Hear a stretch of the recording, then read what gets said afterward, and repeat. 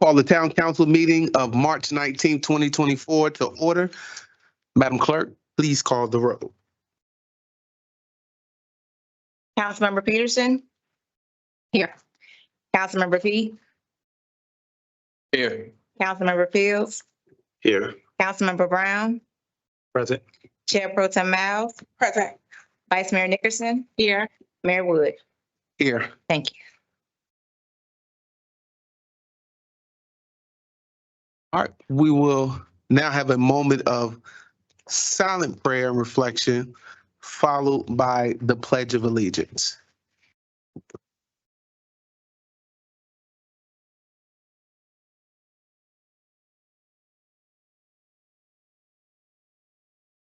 Amen.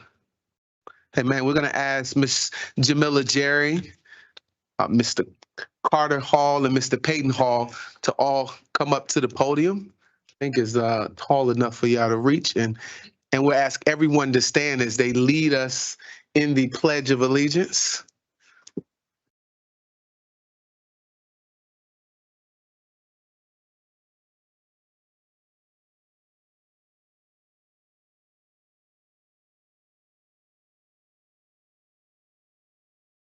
Flag of the United States of America and to the republic for which it stands, one nation, under God, indivisible, with liberty and justice for all.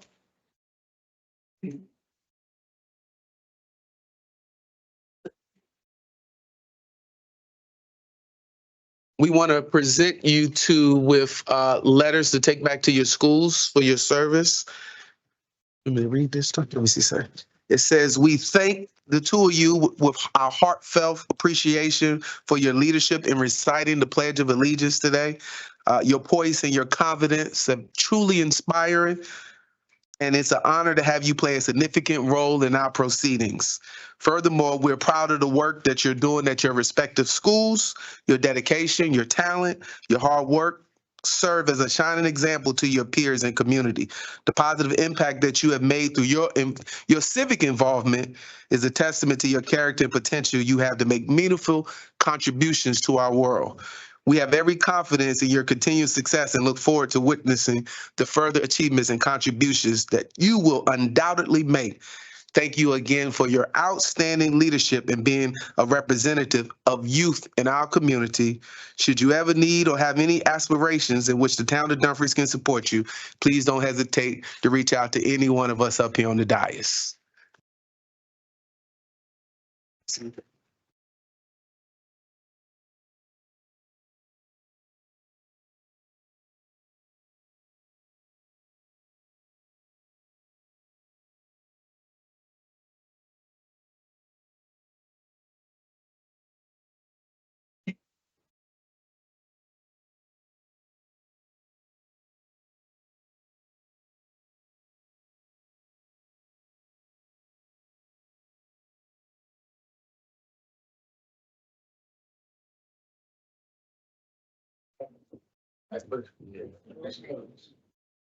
Keisha, I think you embarrassed them that way. All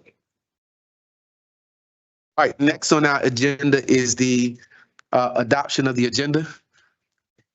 Mr. Mayor, I'd like to make an amendment to the agenda. Okay. I'd like to move item 10C to the consent agenda, please. 9C, my apologies. 10C to 9C. And It's an item that doesn't require, it's listed as a public hearing, it does not require any public hearing, it's just in for a second read. Madam Attorney, could you chime in on that, please? Yes, Mr. Mayor. So, yes, you're correct. This does not require public hearing. This was just an error in the software, the utilization of the software. So we attempted to take out a reference to a public hearing on this particular item, and it didn't stick. Oh, So I think we have an advertisement out there for April the 2nd that's in the inside. It's in the newspaper. So there's a newspaper advertisement for this. So we advertised it first for the first time, but the second publication doesn't have it. We pulled it off. I just wanted, yeah, I saw it in the newspaper. Okay. All right, I just want to let you know it So was for advertised. clarity, because my understanding was there was no advertisement at all. Yeah. Okay, so is there an advertisement saying April 2nd? For the first advertisement, it does say April 2nd, and then the second advertisement, it pulled it off. We pulled it Okay, off. so in view of the fact that there was an advertisement and that it is scheduled for a later date than today, then I would say we cannot take any action on it today. Whatever action we take will have to be delayed until April 2nd. Okay. Okay, then I'm gonna amend my amendment and just pull it off. And we'll hold on till April 2nd. Thank you. And I'm gonna check to make sure it's advertised. And I do apologize, Mr. Mayor, if I can have the floor for clarification. Madam Attorney, I have a question. Is this an item that requires a public hearing? It did not require a public hearing at all. So again, maybe our wires were just crossed internally. But since there was an advertisement, so had this just been placed on the agenda with a reference to a public hearing, we could have taken action because that was an error. And we can correct our agenda in this meeting. But we advertised a public hearing on this matter, right? And so there may be some people out there who want to speak to this, who are waiting to come to the meeting on April 2nd for that purpose. And so for that reason, we need to delay our action on it simply because of that initial advertising. Okay, all right, thank you. Thank you. all right, and Madam Clerk, So I did check and we did not advertise it out. We changed it before it actually hit the paper. I can show you a copy of it. Okay, well, she must have still ran it, but I Yeah. do have the email here from the paper saying that they pulled it and they never advertised. Okay. All right, and I'll send out email it to everybody, picture of out of the newspaper. Okay. And I will pull off the consent agenda for conversation, the events calendar, and move it to that place. I'll replace what you took off and put it as letter C.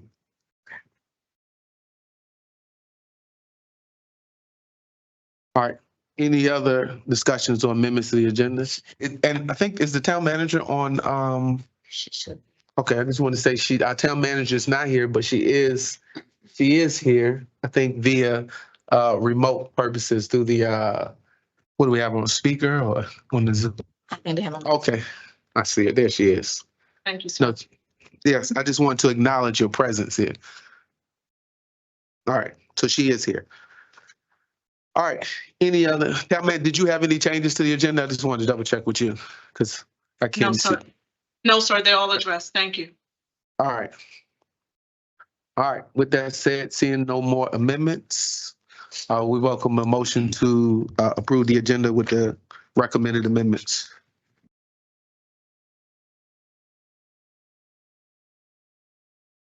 No, there is no motion on the floor. There's no current motion on the floor. Say again?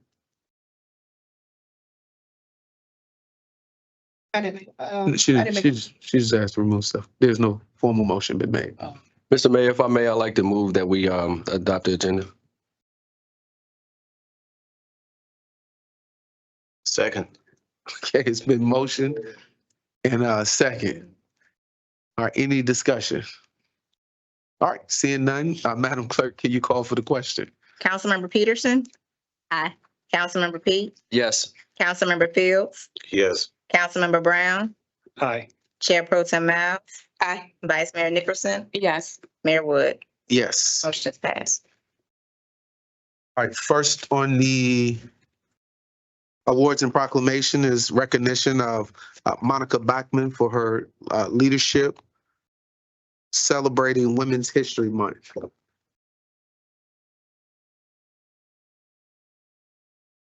Says, whereas Women's History Month is celebrated to acknowledge and honor significant contributions of women in history and society, And whereas Ms. Monica Backman has demonstrated exceptional leadership as the Chief Executive Officer of the Northern Virginia Transportation Authority, significantly impacting transportation across Northern Virginia and within the town of Dumfries.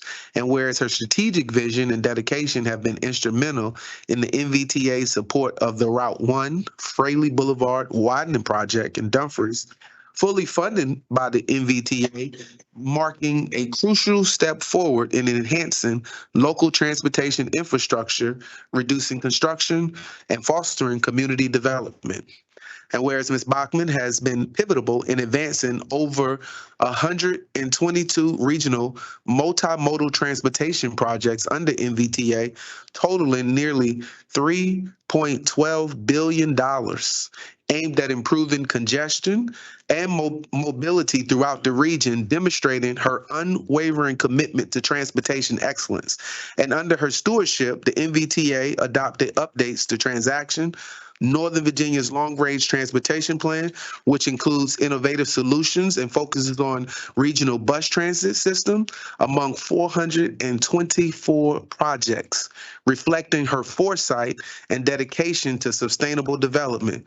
And whereas Ms. Bachman's leadership and achievements have been recognized with prestigious awards, including the Women's Transportation Seminars, DC's Woman of the Year 2022, and the Ronald F. Kirby Award for Collaborative Leadership by the Metropolitan Washington Council of Governments, underscoring her role as a trailblazer in the transportation industry.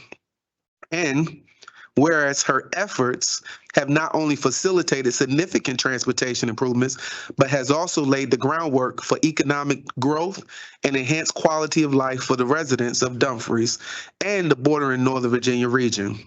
Now, therefore, the Dumfries Town Council do hereby proclaim our admiration and gratitude to Monica Bachman for her transformative contribution and visionary leadership in transportation. We recognize her pivotal role in the Route 1 Fraley Boulevard widening project and her broader impact on our community and region during Women's History Month and beyond. Signed, Mayor Derek R. Wood, by order of the council.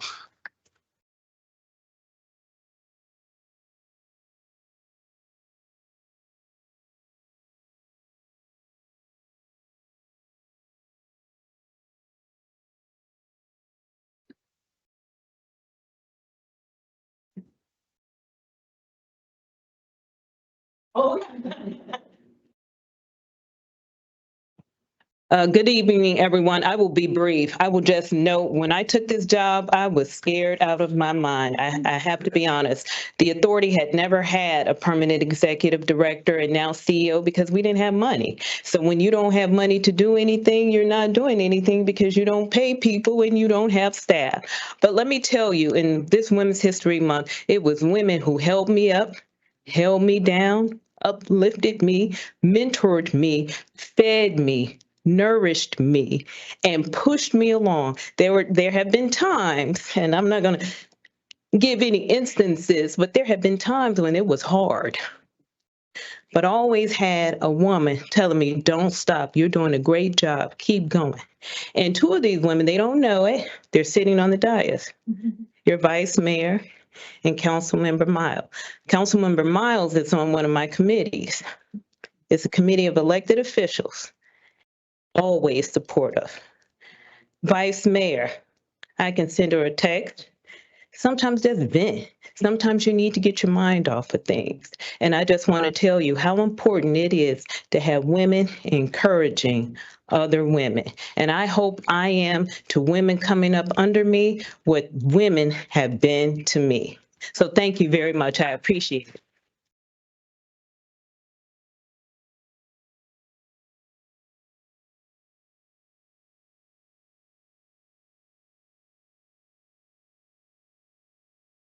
All right, next is one honoring the Zeta Phi Beta Sorority Incorporated, the Phi Kappa Zeta chapter. Whereas Women's History Month is an annual celebration that recognizes the diverse and significant contributions of women throughout history to culture, society, and the fabric of our nation. And whereas the town of Dumfries is privileged to celebrate the women of Zeta Phi Beta Sorority Incorporated, the Phi Kappa Zeta chapter of Woodbridge, Virginia, for their exemplary contributions to Dumfries, Prince William County, for their service, leadership, community engagement since 2007. And whereas the Phi Kappa Zeta chapter has consistently demonstrated a deep commitment to community service, education, and empowerment through their active participation in cultural events, educational support, and assistance to those in need. And whereas their engagement in the Juneteenth celebration in Dumfries has enriched our community's understanding and appreciation of cultural history, while their donation of educational materials have supported the growth and development of our youth. And whereas the chapter's dedication to supporting survivors of domestic violence, enhancing educational opportunities for students, and advocating for health and elder care reflects the Zeta Phi Beta sorority's values of scholarship, service, sisterly love, and finer womanhood. And whereas their initiatives include support for the ACT Shelter, contributions to the Prince William County area of Agency on Aging, and engagement with youth and educational programs exemplifies the positive impact women can make when they come together for the greater good. And whereas the Phi Kappa Zeta chapter's achievements in providing scholarships, fostering educational workshops, and engaging in community service projects has left an indelible mark on the community, highlighting the essential role women play in leading societal change and development. Now, therefore, the Town Council of Dumfries do hereby proclaim March as Women History Month and extend a special recognition to the Zeta Phi Beta Sorority Incorporated, Phi Kappa Zeta chapter for their outstanding service and contributions to our community. I encourage all citizens to acknowledge and celebrate the achievements of Phi Kappa Zeta chapter and all the women who have shaped our society with courage, intelligence, creativity, and heart. Signed by order of the council, Mayor Derek Allwood.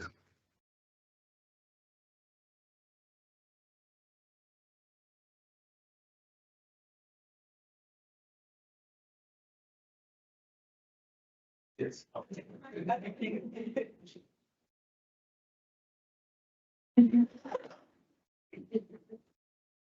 Good evening, everyone. I am Melissa Scott. I'm the current president of Phi Kappa Zeta chapter, along with our members here. We do have a total of 68 members, but we definitely want to say we are honored and humbly thankful for this recognition, Mayor Wood, and always supporting us as well. We look forward to continuing working and building within this community. I remember back when we were out there cleaning the slave cemetery way back before then. So we've been here for a while and we've been doing great things and continue to want to build relationships and enriching the culture. So thank you.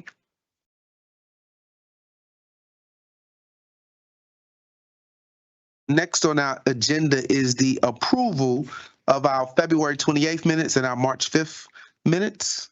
Council, if everyone had the opportunity to review it. Mr. Brown? Are we going to approve it one time or we individually?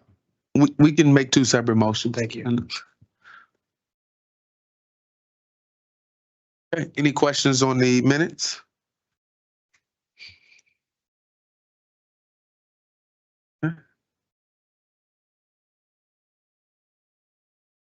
I make a motion to approve the minutes for February 28, 2024.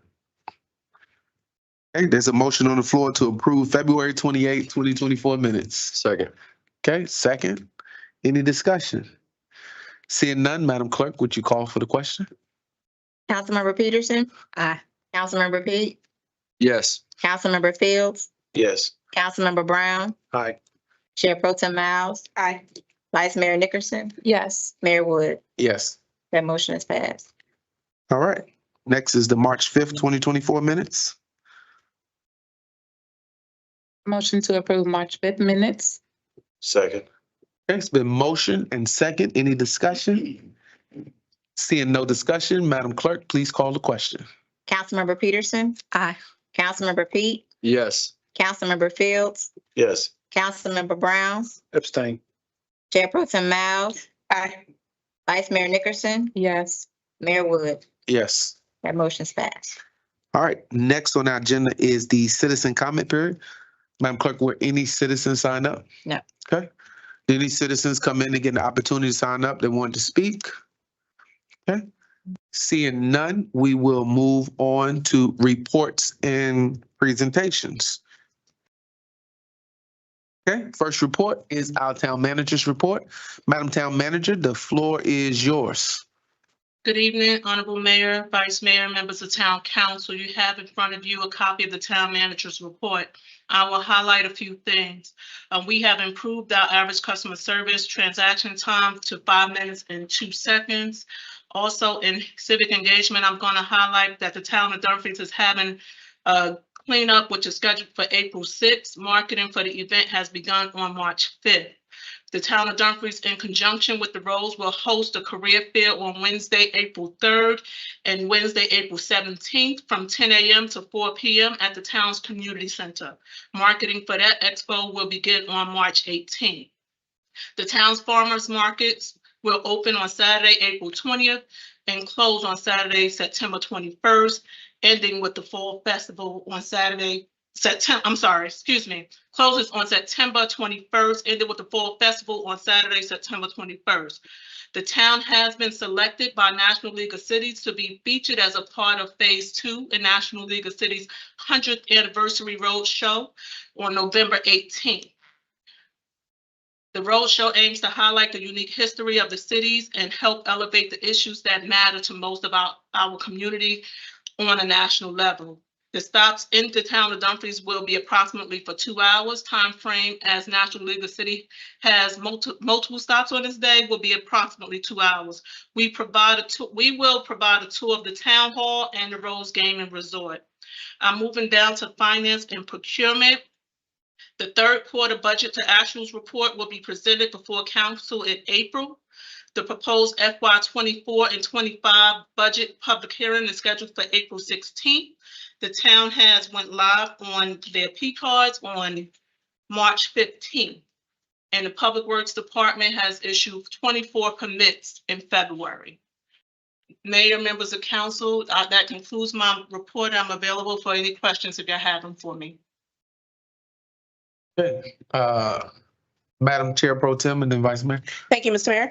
I just actually have a comment more than anything. I just want to convey my appreciation and want to say congratulations again today, not in regards to this report, but the work that you and your team did along with the attorney in closing the deal with Colonial Downs. I was very happy and ecstatic to hear that the funds were deposited into our account today for the deal that you were able to close. That's going to enable us to replenish our accounts with the tax monies that were not established. So again, I just want to thank you and congratulate you guys on a job well done on closing that deal. Thank you. Vice Mayor. Thank you, Mayor. Thank you. I have a question about the Public Works. There are 2 demolition permits here on your list for Public Works. Yes, When there are demolitions, how does that work? Are neighbors notified, or is there a place where the public can go see what that demolition is or where it's taking place for safety purposes? How does that typically work?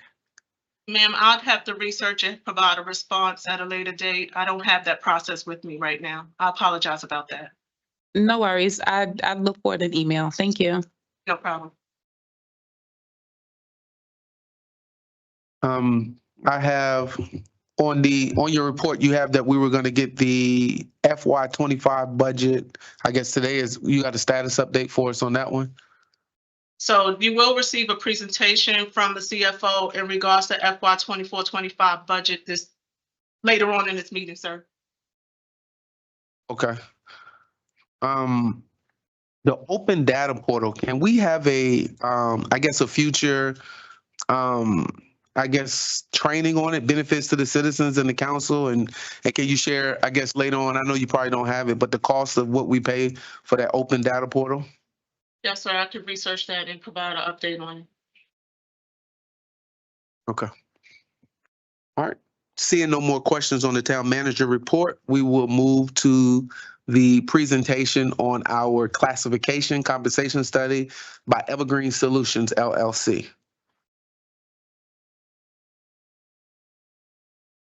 Did you want to introduce this, town manager, or? Go ahead.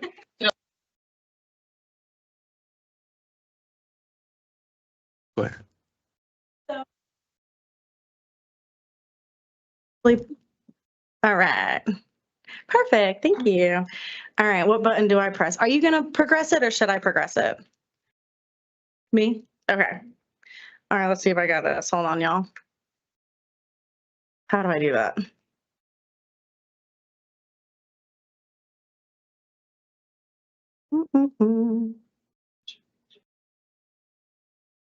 Yeah.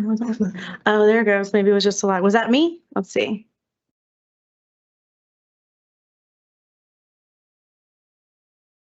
I don't know if that's me. Well, sorry, y'all.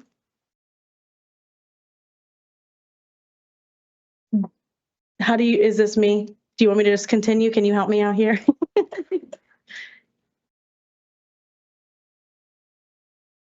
Ooh, is that me? Did that work now?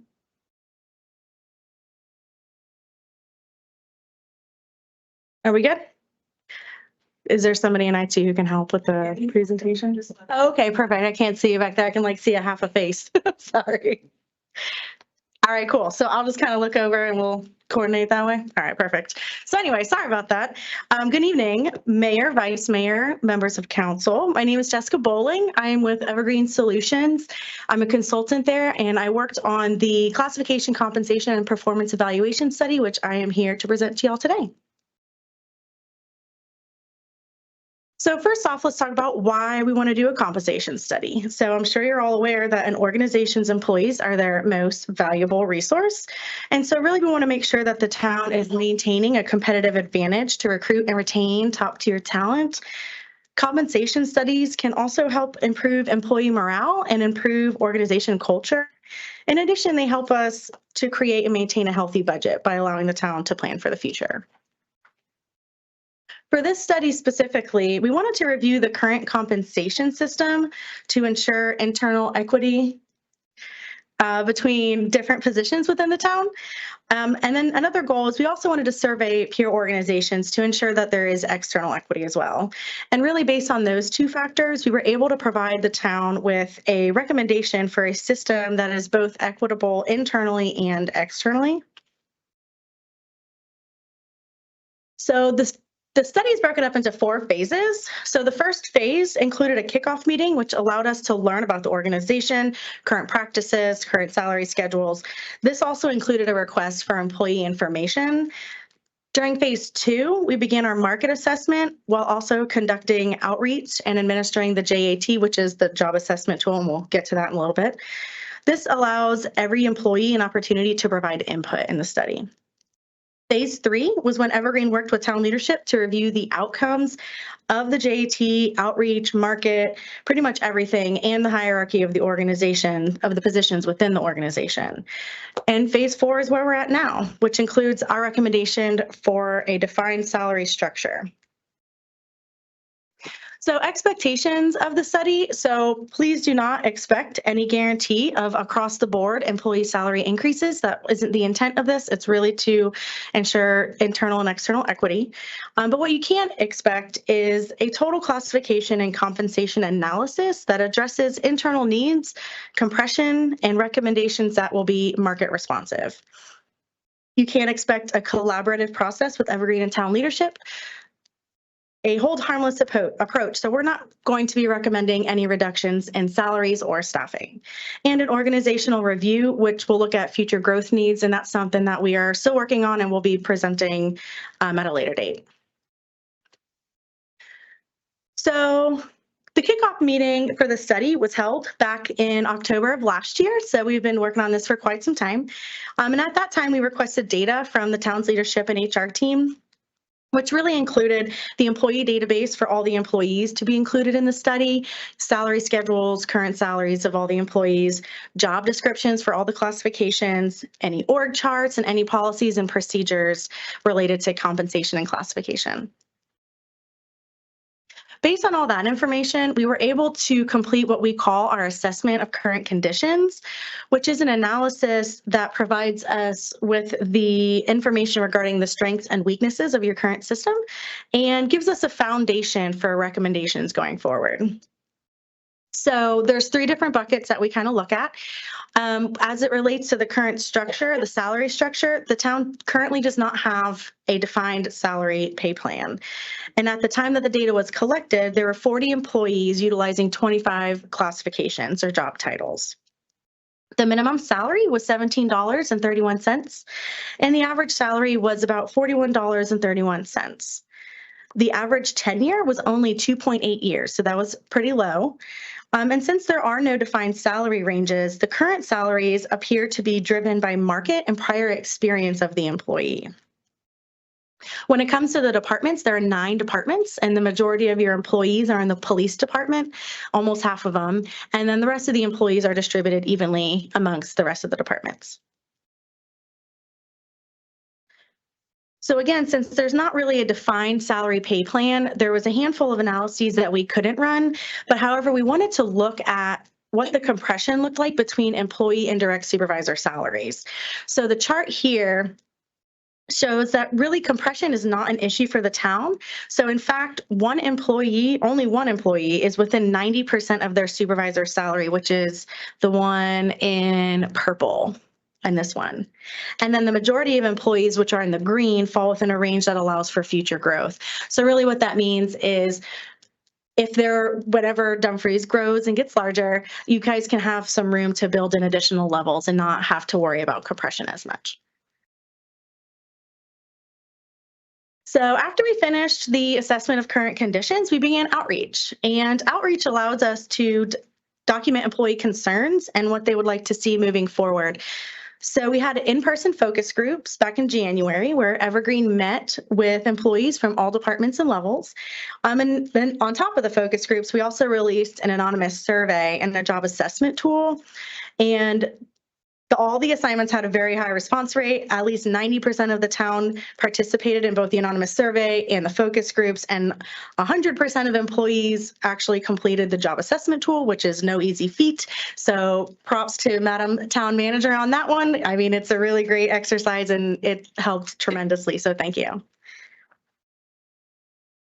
So while we do ask employees about their concerns with the classification and compensation system, we do like to ask them why they came to work for the town and why did they stay.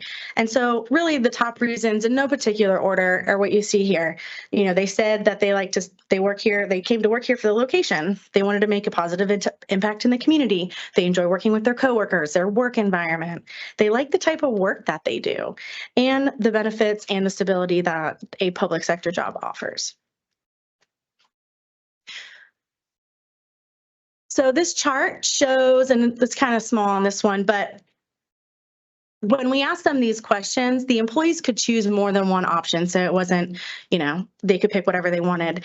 And as you can see here, both the benefits and the job match their experience and interest were the selections with the highest number of responses. I think there was 40 responses on this one and 19 of them selected benefits. I mean, y'all's benefits are great with the town, so that was no surprise there. And then next came location and the opportunity to make a positive impact in the community. All great reasons for working in the public sector, mind you. When employees were asked about why they stayed with the town, 65% of employees stated it was because of the benefits.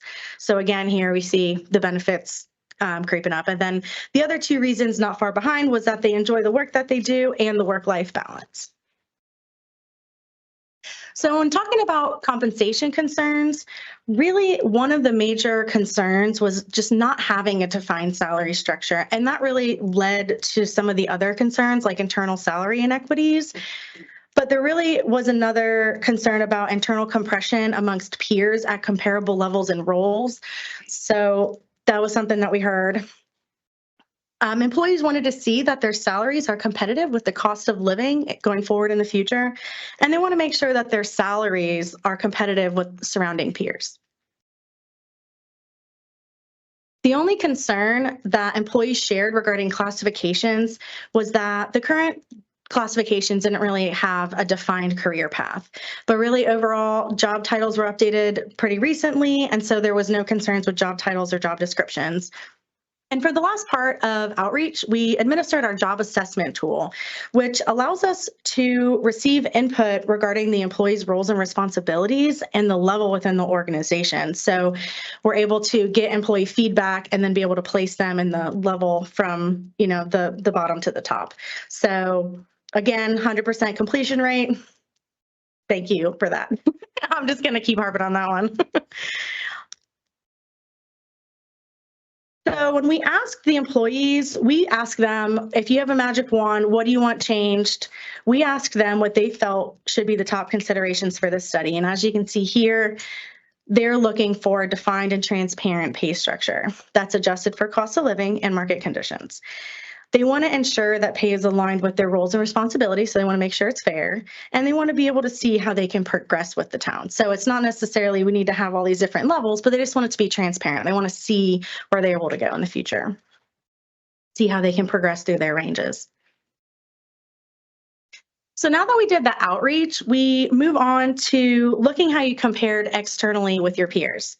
So in order to do this, a market analysis was conducted and that solicited salary data from 15 peers. These peers were selected collaboratively with the town leadership based on a few factors like how close they are to Dumfries, the services they provide, are they direct competitors? And additionally, the data that we received was adjusted for the corresponding cost of living index. And that essentially just allows us to match your dollar to the surrounding peers' dollar.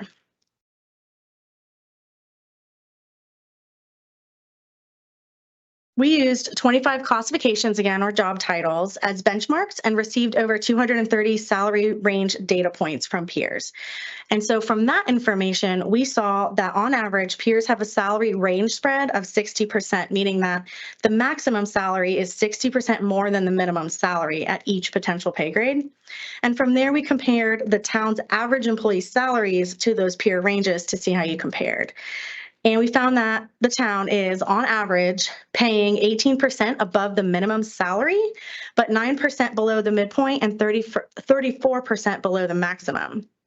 But really what this tells us is if you were to divide a peer pay range into 4 quartiles, the town's hiring at about the 2nd quartile, which makes sense because you're hiring people with education and prior experience. So you wouldn't be hiring them at the very base of that, at that pay range. So all of that is good things. So based on everything that we gathered, we were able to produce a salary plan that met the town's needs. We created 2 pay plans, one for sworn and one for general employees. And these pay plans provided consistency and they're transparent and they allowed for flexibility to meet future needs. So you guys can have additional classifications for when the town grows. And really, and most importantly, they ensure fiscal sustainability. We wanted to make sure that it worked for y'all. In addition to the pay plans, I'm going to just keep messing that one up, huh?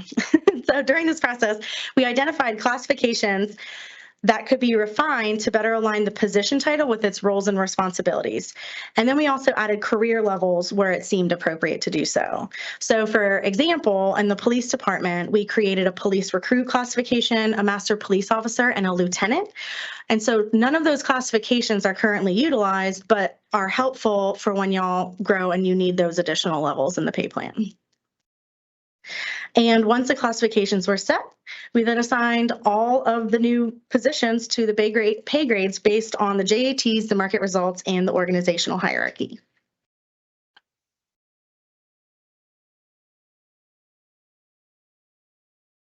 So first shown is the general pay plan. So this pay plan was designed on an open range, so as opposed to steps, and has a 15 pay grades, pay grade 101 to pay grade 115 with a 65% range spread. So again, that's 65% from the minimum salary to the maximum salary for each of those pay grades. The midpoint progression between the pay grades averages at about 10%. The next pay plan is the police pay plan. And so we separated these out again based on internal needs. And so this again is an open range design and it has 8 pay grades. So ranges or pay grades 200 to 207 with a 50% range spread. And the midpoint progression also averages at about 10%. Both of the plans were built to allow for the creation of additional classifications. And this specific plan was created based on a few things. We created a police recruit level, which is pay grade 200, and that is essentially allowing for officers in the academy to be able to be paid on that pay grade based on the different tiers, based on prior education or experience. Grade 202 is intended to be the starting pay grade for a police officer. Grade 203 would be for the master police officer, 205 for the sergeant, and 207 for the lieutenant. Both the captain and the police chief are on the general pay plan, so they were on the one on the previous slide. So the graph here shows us the distribution of employee salaries after the implementation of the proposed salary schedule. And what this is showing is that the majority of the employees now fall within the second and third quartiles, with only a few falling in the first, which is yellow, and the fourth, which is red, which is, again, what you want. That's what we strive to. You don't want your entire organization to be in the yellow or in the red. You want them to be in the middle. Think about a bell curve, right? So moving these employees into the new pay plan, we were able to meet with town leadership, and it was decided that we would use the tenure parity implementation option, which realigns employees along their salary range based on how long they've been with the organization. So this option really credits employees for their organizational tenure. It addresses compression on the basis of organizational tenure, and it adjusts for market. Alternatively, this option can sometimes erase performance gains, and it doesn't account for time and classification, and it assumes that current salaries are based on or are reflective of outside experience. So y'all are small enough to where that's really not that much of a concern. If y'all were bigger, it would be a little bit different, but there's really not much of that in here. All right, down to brass tacks. So the estimated cost for implementing this plan would be $31,795.39. It would affect 5 employees, averaging $6,359.08, which is a little bit less than 1% of your payroll. So looking forward, Evergreen recommends conducting small-scale salary surveys as needed to assess competitiveness of hard-to-fill classifications or positions that you're having a hard time filling. This could also include making changes to pay grades assignments if necessary. We also recommend conducting a total comp and class study every 3 to 5 years, subject to budget restraints, of course. And really, if y'all are doing the first part of it, it's really closer to the 5 years on that one. So this is really just to make sure that there's no large diversions from internal and external equity. And lastly, we recommend that the town review and revise any existing pay practice guidelines as it relates to determine the selection of new hires, progressing employees through the pay plans, and determining increases for employees who have been promoted to a different classification. So we just want to make sure that the town's policies and procedures align to this salary pay plan. So next steps. So we still have a handful of things to complete on the contract, really. And over the next few weeks, we'll be implementing the job performance tool, which we showed to Tangela and Miss Lorraine last week, I think it was. And that's really a system that tracks employee performance, expectations, and evaluations. We'll provide a final report, which will include future needs for the organization. We'll be updating job descriptions, so you guys will have uniform job descriptions. And we'll provide the training to the town on the management and maintenance of the salary system. So we want y'all to be able to take the baton and continue going forward with the salary structure. So we'll be here to train y'all to do that.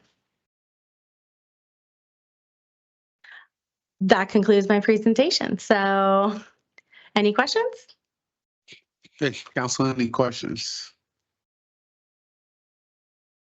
Councilman Fields. Not a question, just a comment. Sure. Wonderful study. I like the numbers that I see. I like the engagement with the staff and the positive feedback from the staff, and to know that we're very compatible and competitive to our surrounding area in salaries and overall, how we take care of our people. So I really appreciate that. We've come a long way. Thank you. Yes, sir.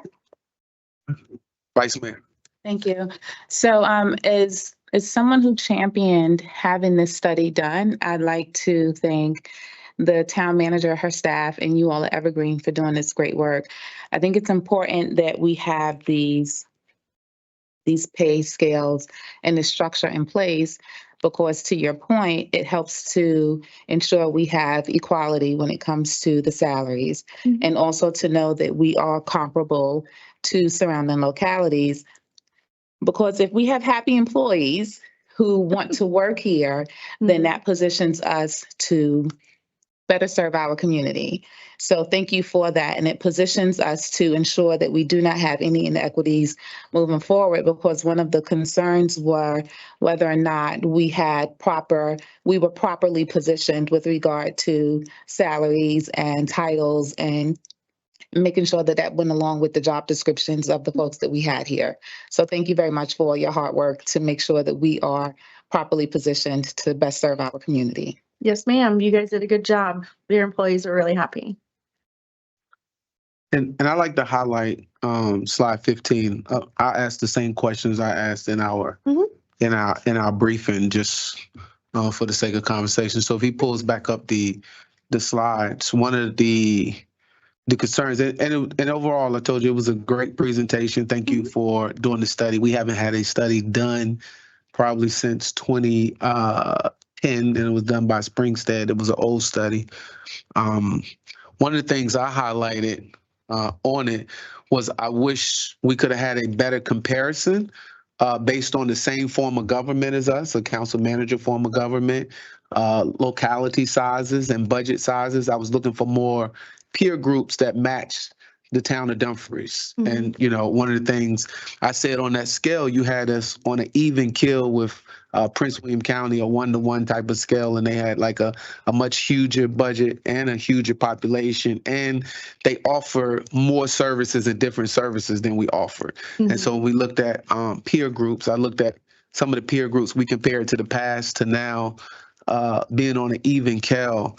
I thought that would give us almost like a disadvantage looking at some of those previously, like we've done towns and cities like Manassas Park and Percyville and Stratusburg and Smithfield to kind of look at the same form of government and the same mix of services. But overall, I think we talked a lot about how you took that cost of living index type of situation to contain it.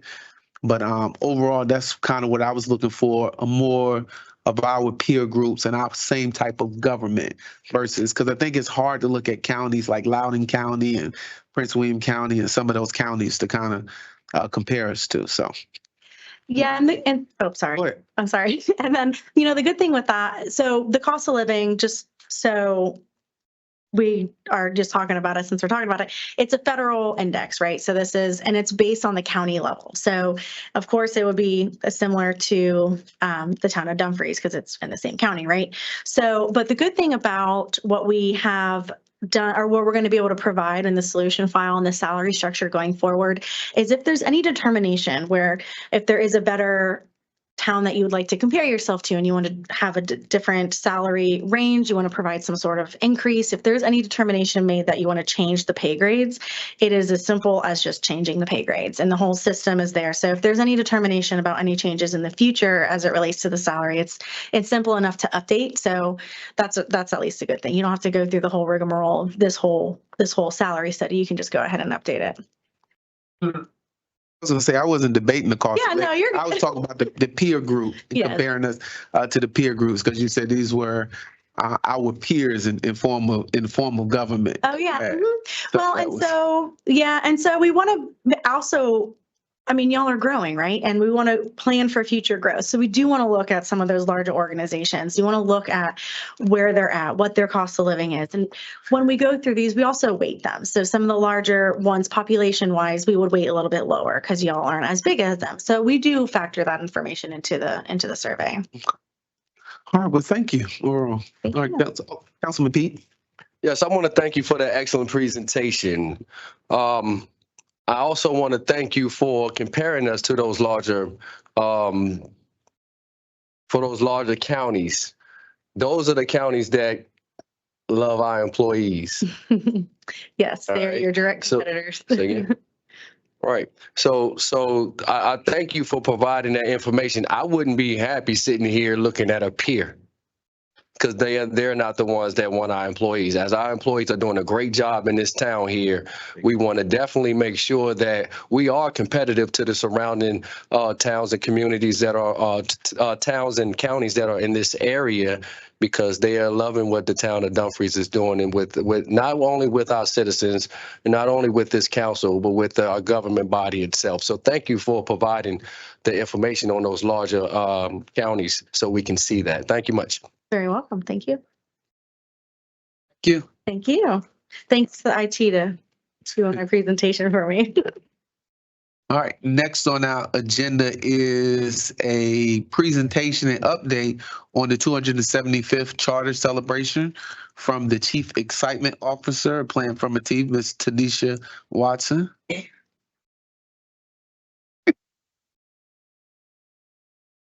Hey, y'all, hey.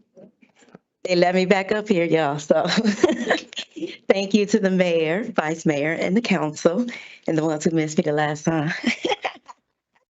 So I am here to talk about the 275th Charter Day celebration. You guys, we are so excited. Can you imagine? We are standing here right now in the very place that turns 275 years, the oldest charter town in Virginia. Can you imagine that? And we will be cemented in history in this way. We know what some of our history looked like back then, but we are changing it. Look, they got me up here playing in the event. Look at all the town council and what we're doing. I am so excited. Please, we will be talking to y'all about how you're going to help us with the managing the crowds and the traffic and all the good things. So I am standing up here very excited about what we are doing for this whole 275th Charter Day celebration for the oldest town in Virginia. So let's move forward in our slides. Our first day, you guys, because today we are going to talk about every single day. We have 3 days of a whole celebration here. Our first day starts off on Friday the 10th. It is a gala, formal gala, that we will be at the Marine Corps Museum. We'll open up, just got our permission. Thank you, town manager, for the confirmation. We will be having an open bar starting at 6, or cash bar starting at 6. And I'm excited about that. So we were able to add that. So I encourage everybody to come out, mingle a little bit, get you a little drink, do a little something, and mingle with all the people that are coming.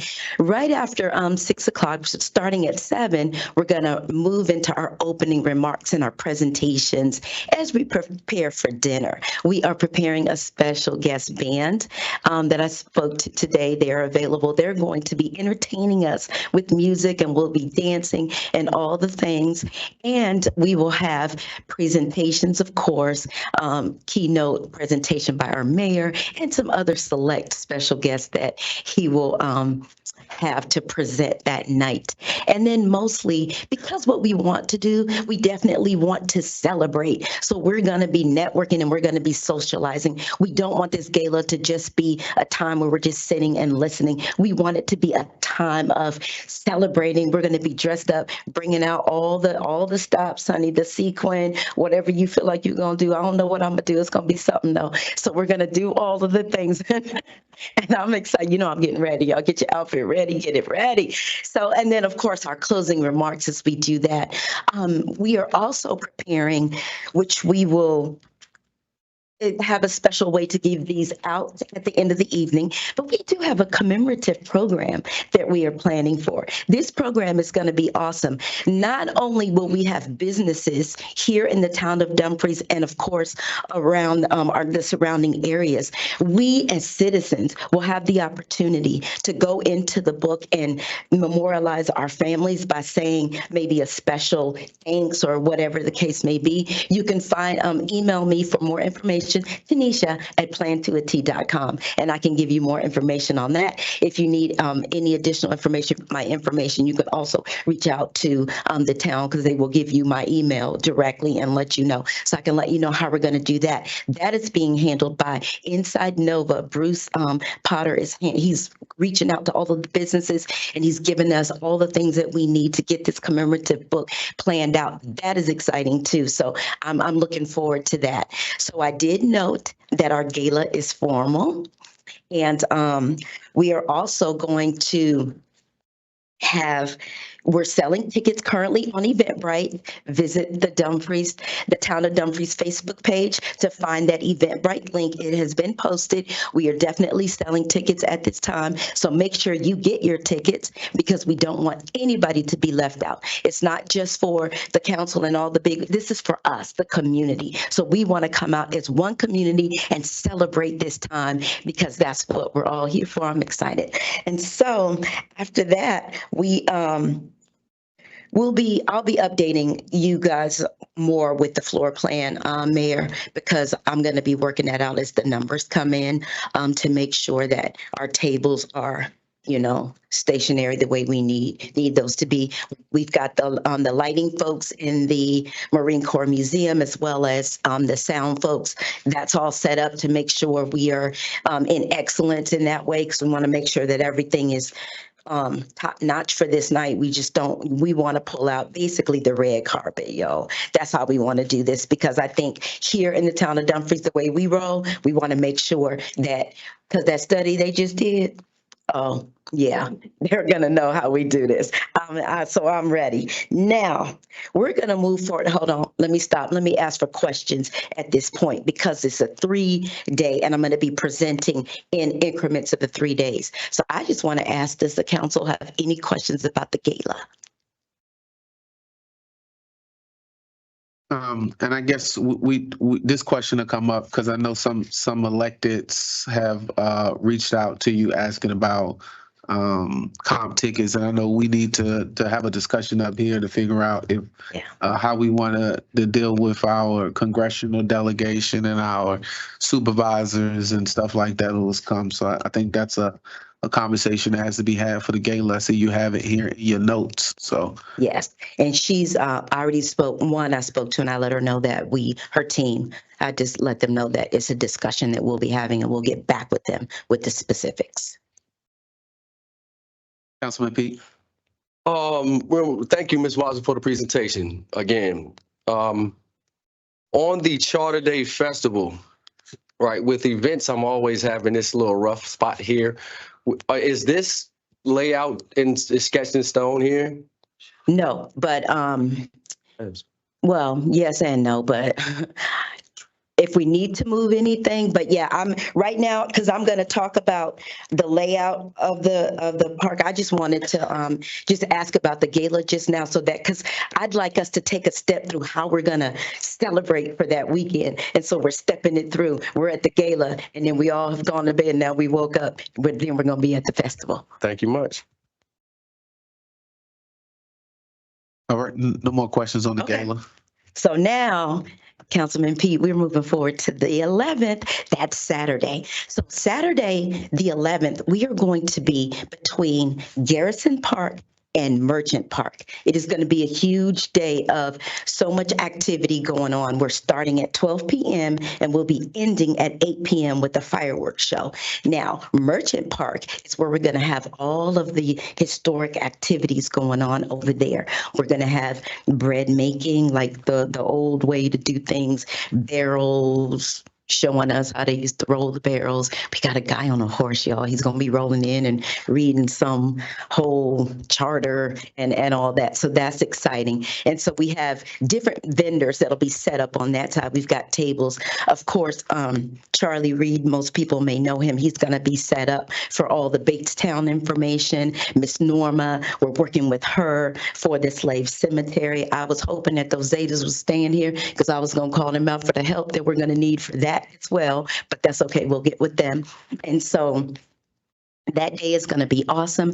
What this day is really going to give us that opportunity to live the saying, don't just drive through Dumfries, drive to Dumfries, because you're going to have to stop and come and see what we're doing on this 11th, because these streets are going to be full. Now, as far as the plan and the way we've got everything set out, this is in an initial layout, which is pretty much the way things are going to be, because the food truck area, we like that hard, that brick area where the food trucks can go. And where the children's play area, we really don't want that to be too close to the street and the car. So I like that area in the grass for the safety. And then while the even parents for kids that may be a little older and can go to the play area, because we're going to have moon bounces, the trampoline, and the little teacup thing, y'all, so the kids can ride it going around. Isn't that cute? I'm excited about that, but I hope I can fit in it. I don't know, but I like that. So we're going to have that. We are going to have vendor tents. Now, our vendors, we are charging a fee of $100 to vend for the 2 days at our event. And so we feel like this event is it is a prime event that is happening. It is in a prime location, and that is a fair price for what event spaces and vendor spaces are going for. However, if there's any additional comments to that, we can work with that. But our plan is $100 for our vendors and our small businesses to come. And we've got a list of folks that's already, they will be getting, after this meeting, they will get the email. It's an application.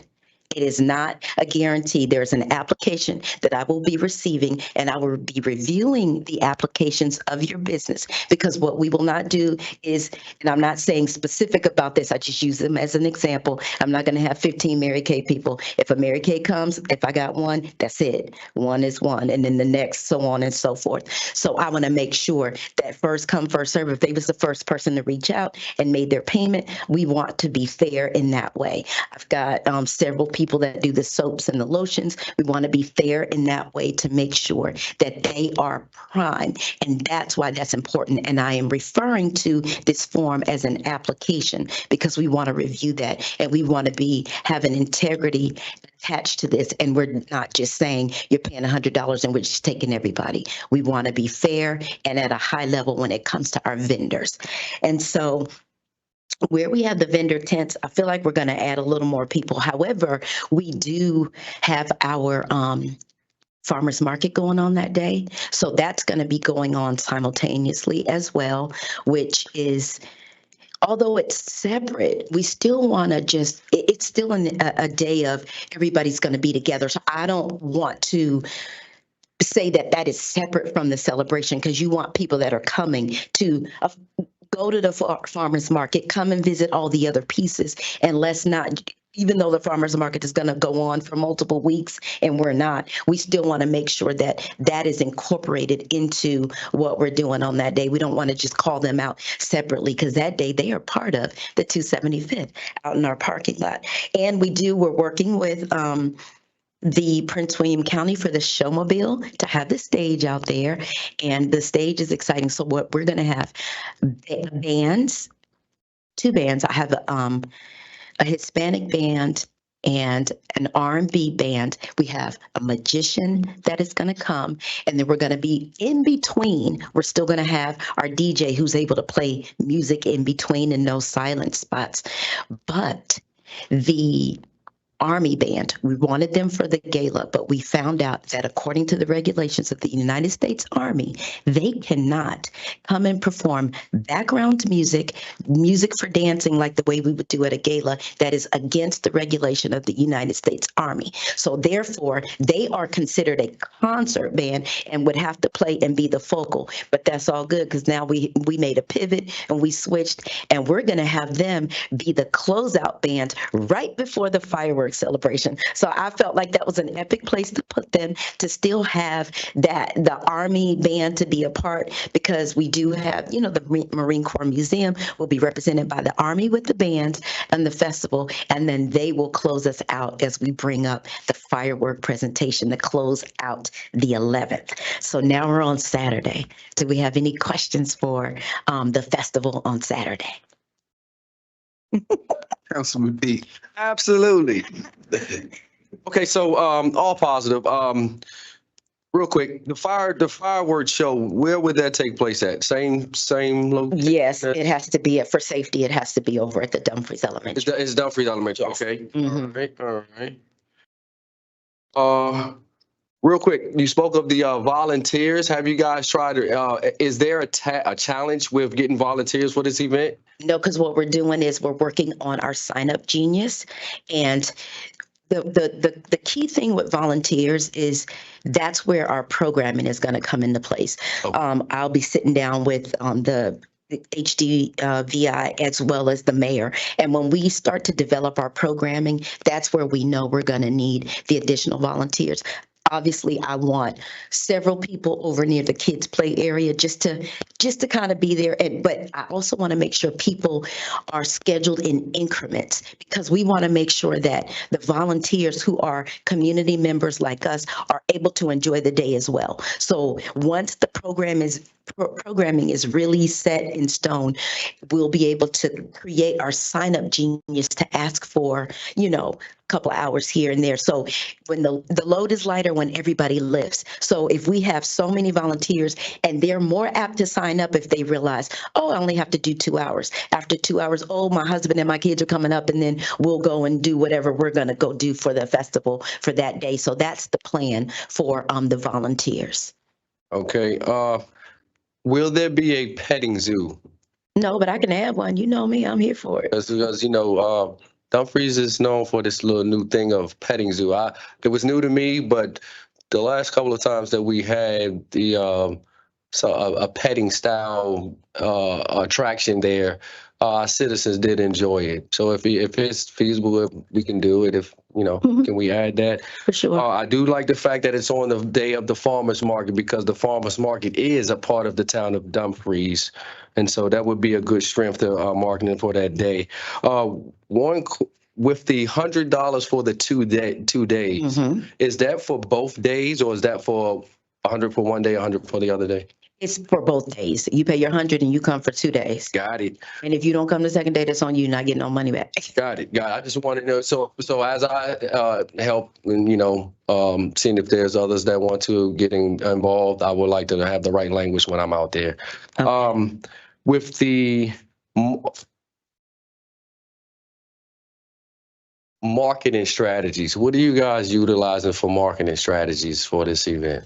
Okay, so right now we are using Facebook. However, we are getting our plan together. Our ideas, we're having multiple yard signs that are going out and banners that are going out. We're putting those out in multiple places. We're also planning our press releases for the gala as well as for the festival, for things to go out through the multiple media channels.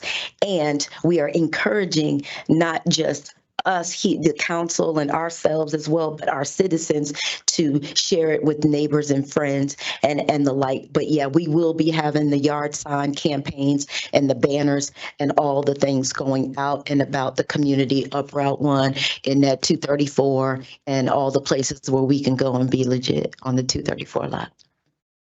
That is excellent. That is excellent. I'm not for sure if you guys are utilizing it yet. I've heard you mention media.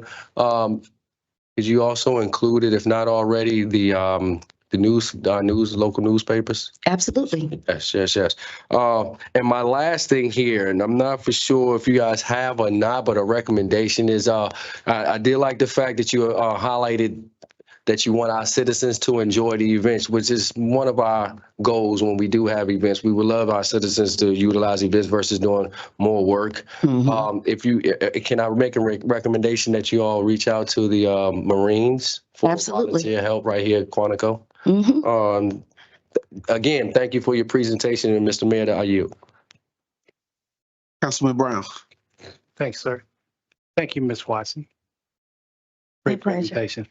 Just a question about the farmer's market the same day. So you made it very clear that you wanted your vendors that's going to be in the actual park, that you want to be specific about who's coming in, basically what you're selling. And so with that and the farmer's market going on the same time, are you coordinating with the town to make sure that we're not having conflict there? Because I can tell you there will be conflict there. Yes. I got soap from last year. So there will be a conflict. And I support all of the vendors, but if Right. that's what you're trying to do there, and it's $50 per setup here per day, I think that farmer's market is going to be wide open because it's a good place to be on Mhm. celebration day. So It is. need some coordination with, I guess, the town who has managed that on the town side. Yes, absolutely. And actually the team here has been awesome. They've informed me, they let me know it was starting that day. Tiffany, Yvette, town manager, we've all just been, the back and forth. So that is like, I don't know, I'm psyched about that. I love it. Thank you. Vice Mayor. Thank you. Ms. Watson, with regard to the vendor applications, Yes, ma'am. will you be coordinating with the town to ensure that the vendors that are applying or that you all are approving are in good standing with the town? Yes, Yvette already gave the listing of everything that's required for the town, and for food vendors, they have to go and she sent me the email of what they have to do, and that information is included in the form for the food vendors. Okay, great. Mhm. Thank you. I just want to make sure that for any vendors that are participating in our town events, that they are in good standing with the town with regard to whether everything that is appropriate, business licenses, violations, taxes, what have you. Thank you. My pleasure. And town manager, we do have a process for ensuring that there is a checks and balances with Ms. Watson, correct?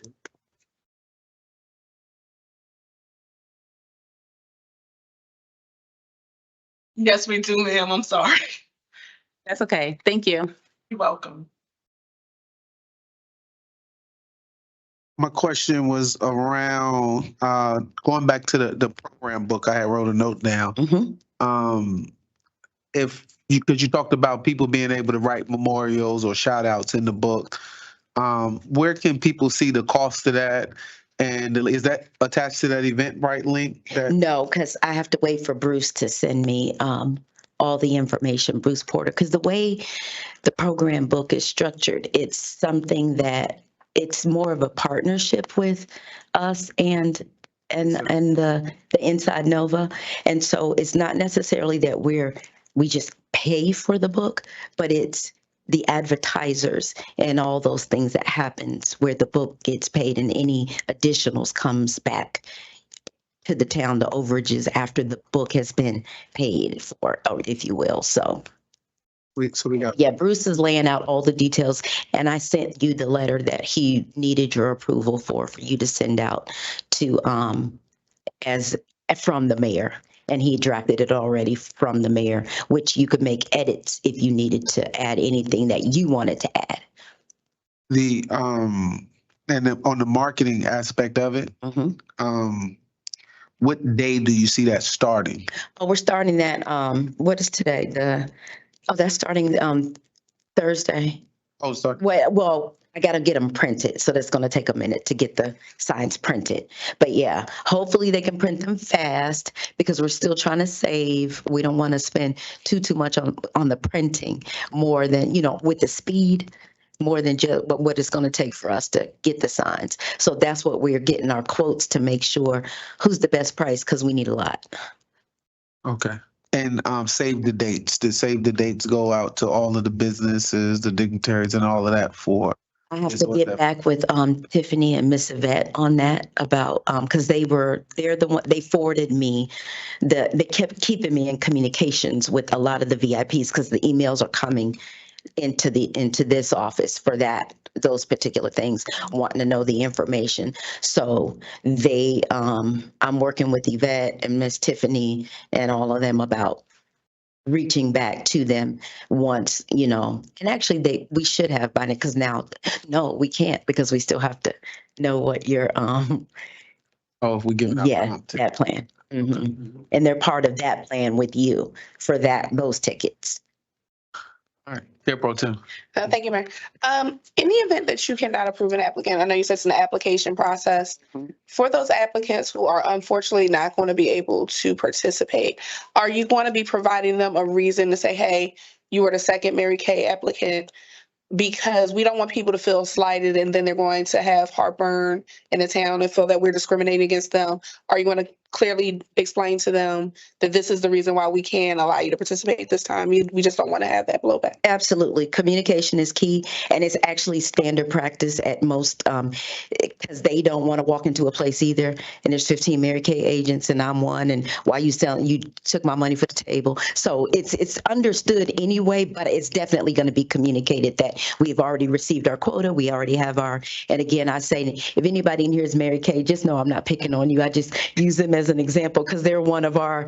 I used to be one myself, but most of us know them, and I just did a bridal show Sunday, and there was a Mary Kay people there. You definitely would not want a whole nother Mary Kay consultant group there. So, but yeah, we will definitely communicate that back to them.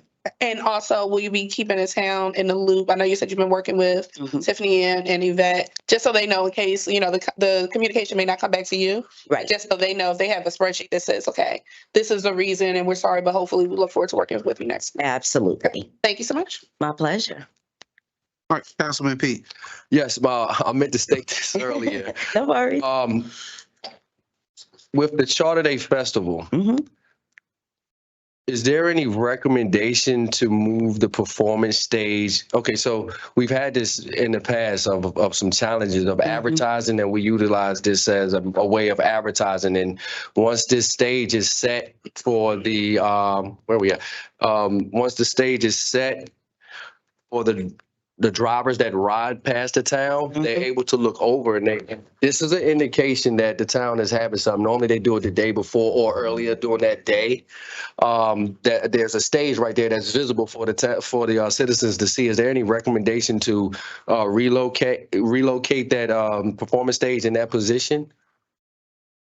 The performance stage will get set up that morning, and they're actually breaking it down that night and bringing it back on Sunday.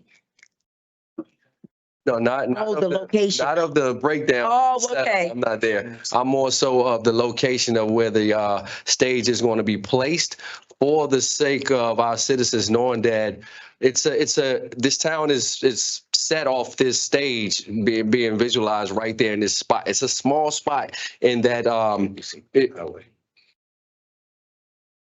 it's a small spot, but it's we've utilized it several times, and it's a nice advertising way for the citizens to see that something's going on at the town. Just a recommendation. Yep. Well, yep, because this is the expert. He makes the map. I was thinking more so flopping it too, just trying to help this be a success for all, and even trying to help bring out as many citizens as we can. This is another marketing way. I'm just, just a recommendation. Absolutely. Thank you, sir. My name is Rick Watson. I'm a husband and also her Nice to meet you. expert, right? Oh, One of the main reasons is, as we talk to the Prince William County with the stage location, there is a generator that needs to be set up. So, and the run from the generator to the stage has there's some limitations to that, how far it can be from the generator. And what they're saying is where they want to place a generator. So they're going to probably do another site inspection. what kind of generator is this that's different than what we've utilized? I'm just going by what they've said. Now, if you have a better placement of the stage, I am all for it.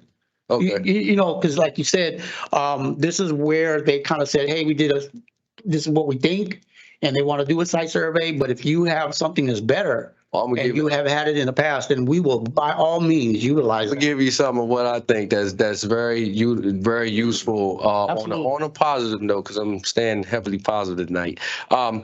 That's very useful to this town, and that's that stage being at that location right there. That's like a big for this town. And which location are you talking about? I'll get with you afterwards and show you this. If I can contact you guys later on, and I can share my recommendations. Absolutely, sir. All right, no problem. Thank you much. Thank you again, Ms. Watson. No, my pleasure. And Mr. Watson. So we have, I think we've closed most of the Garrison Park. So we want to take a look at the setup for Merchant Park. And if anybody has any questions about that.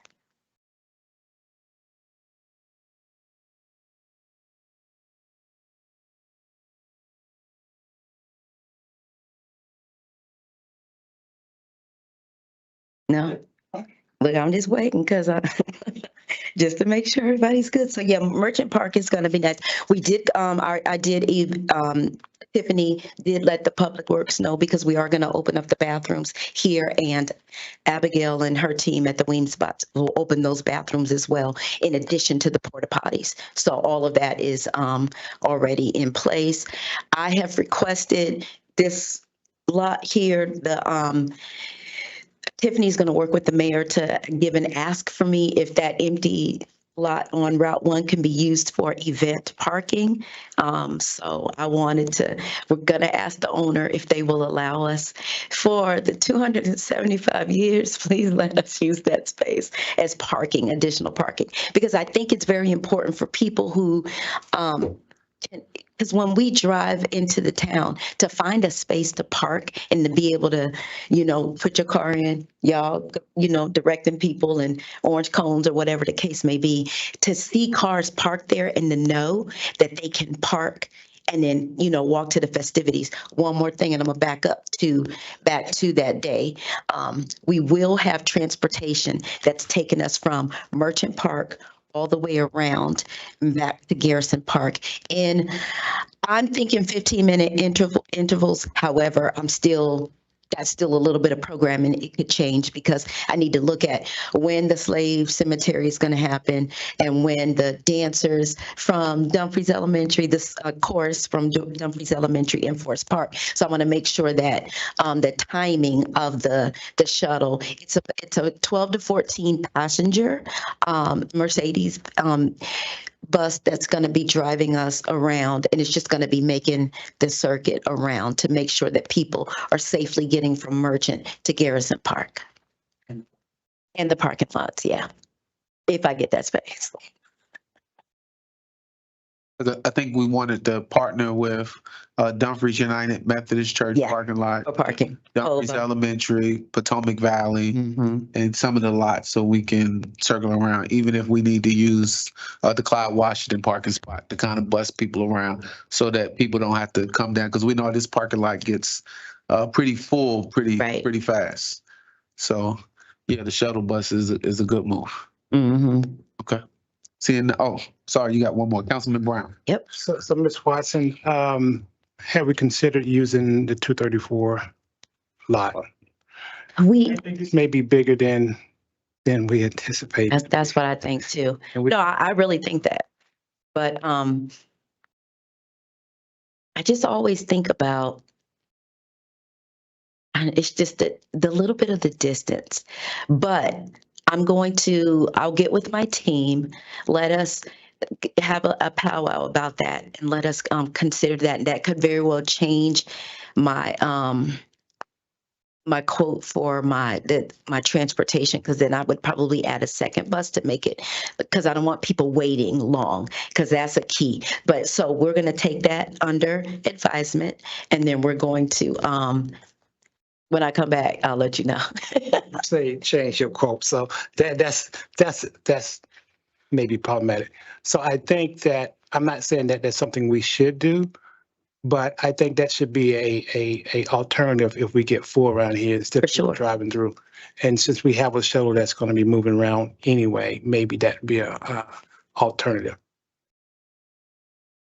Yeah, but we'll definitely take a look. We played around with it, and the distance is what we was worried, because we really wanted to keep things in the town. But based on the numbers, we'll look at that, and then we'll have an official assessment, and we'll go from there.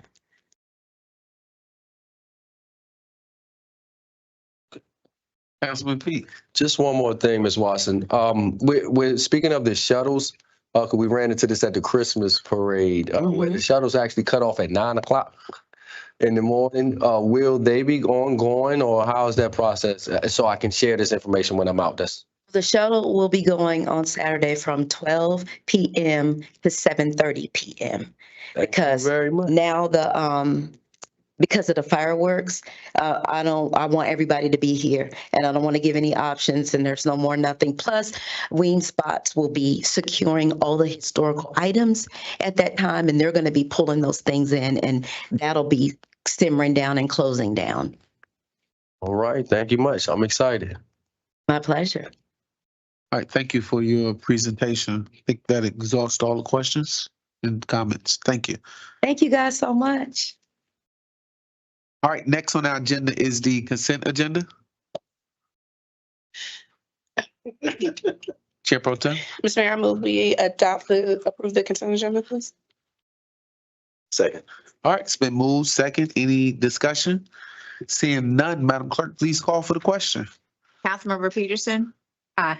Councilmember Pete, Yes. Councilmember Fields, Yes. Councilmember Brown, Aye. Chair Pro Tem Miles, Aye. Vice Mayor Nickerson, Yes. Mayor Wood. Yes. That motion passed. All right. Next on our agenda is say again? All right, let's take a 10-minute rest break. I mean, yeah, stretch break. That's his break. Stretch break. All right, we'll bring it back. We're going to slightly amend the agenda to do our budget presentation, which wasn't there. So I take a point of personal privilege to allow you to do the budget presentation. Thank you, Mayor, Vice Mayor, members of council. Mr. Harris.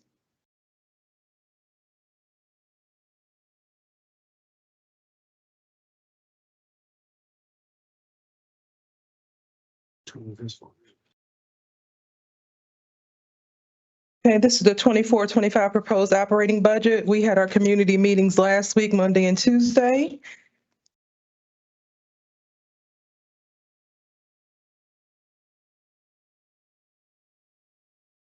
This is the Town of Dumfries organizational chart. This is the residents and down to the mayor and council.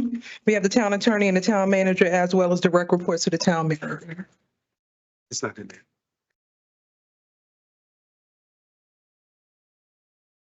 It's not in.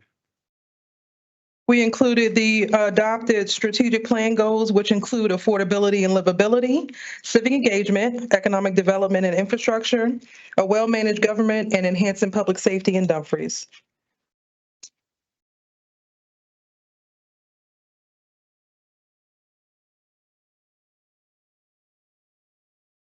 The ABCs of budgeting are accounting for structural changes, balancing the continuity of operations, and continue to build the town's fund balance.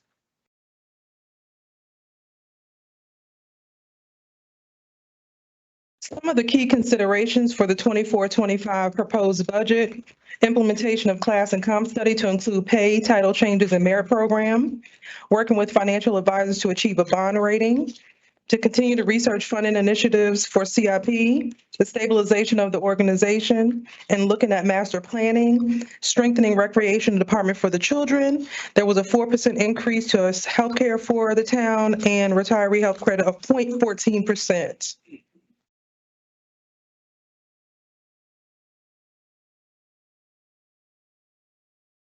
This is a position control schedule, very small changes. A title change for the IT specialist to IT administrator that was based off the class and comp study, as well as, excuse me, changes to administrative assistant to revenue specialist and an additional customer service representative position within the Treasury Department. There were a few changes in Public Works, the removal of the Deputy Director of Public Works, as well as the creation of Maintenance Worker 2.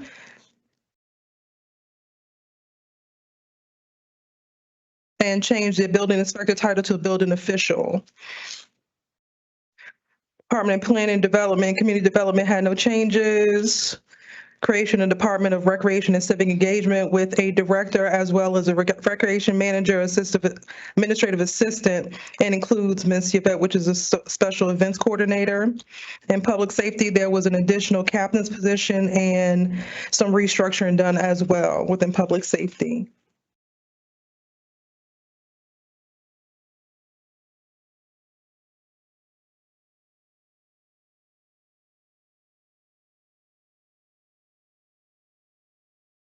Okay, the proposed 24-25 operating budget summary.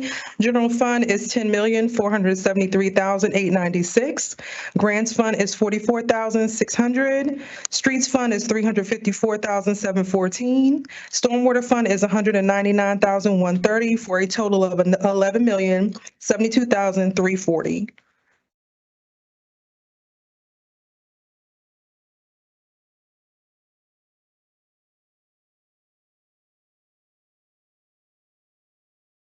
Proposed general fund revenue summary, general property taxes, 1,380,000. Other local taxes, which includes the gaming tax that we would be receiving from the Rose, 8,040,271. Permits, fees, and license, 118,000. Fines and forfeitures, 220,000. Revenue from use of money and property, 554,674. Miscellaneous revenue, $500, and revenue from Commonwealth, 160,451.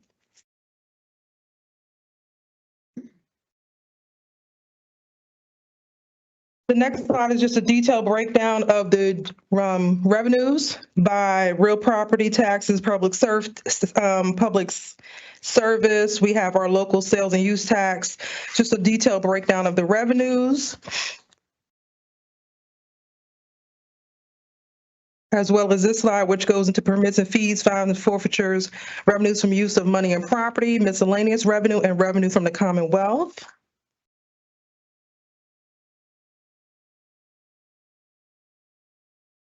How the general fund is spent.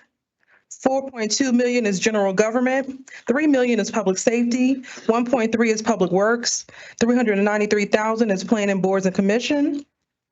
Debt service is $1 million, and non-departmental is 339,000.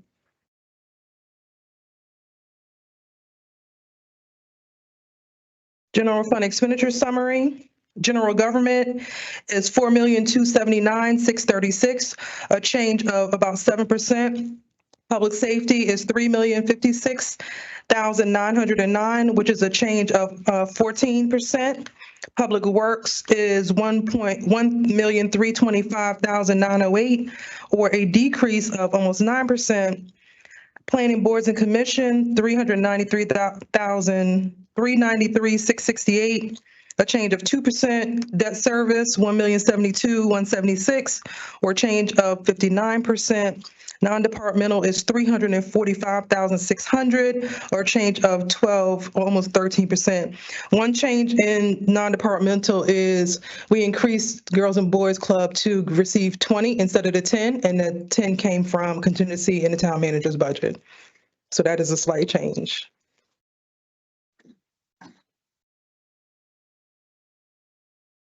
General government summary, town council, 210,168.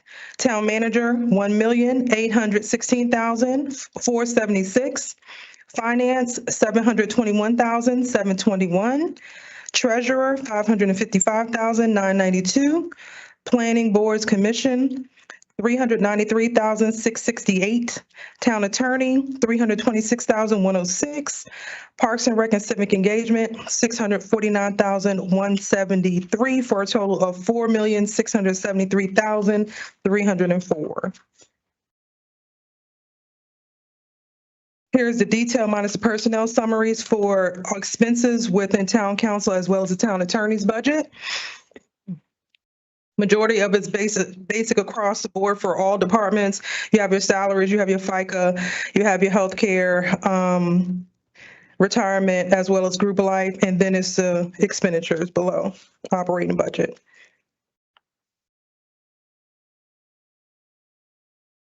The next slide is the town manager as well as recreation and civic engagement summary.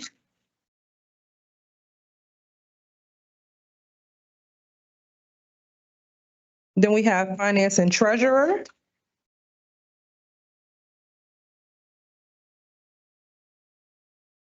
Then we have planning and boards and commission.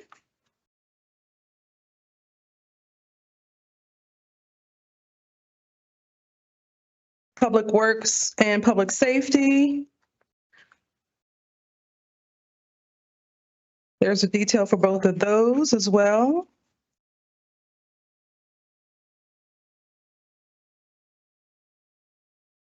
And we have the non-departmental. As you can see, we increased the Boys and Girls Club from 10 to 20,000.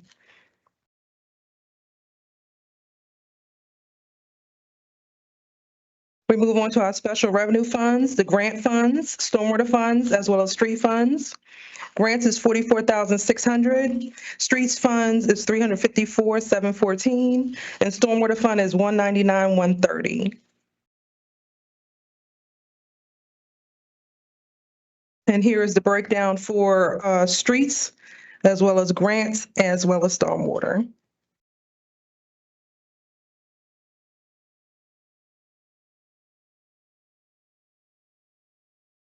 We have our proposed capital improvement program for fiscal year 2025 for an amount of $2,080,000, as well as each funding source that has been allocated. Currently, right now, there's only $90,000 that has not been funded. However, we are looking for initiatives to fund those projects. And that concludes my presentation. Are there any questions?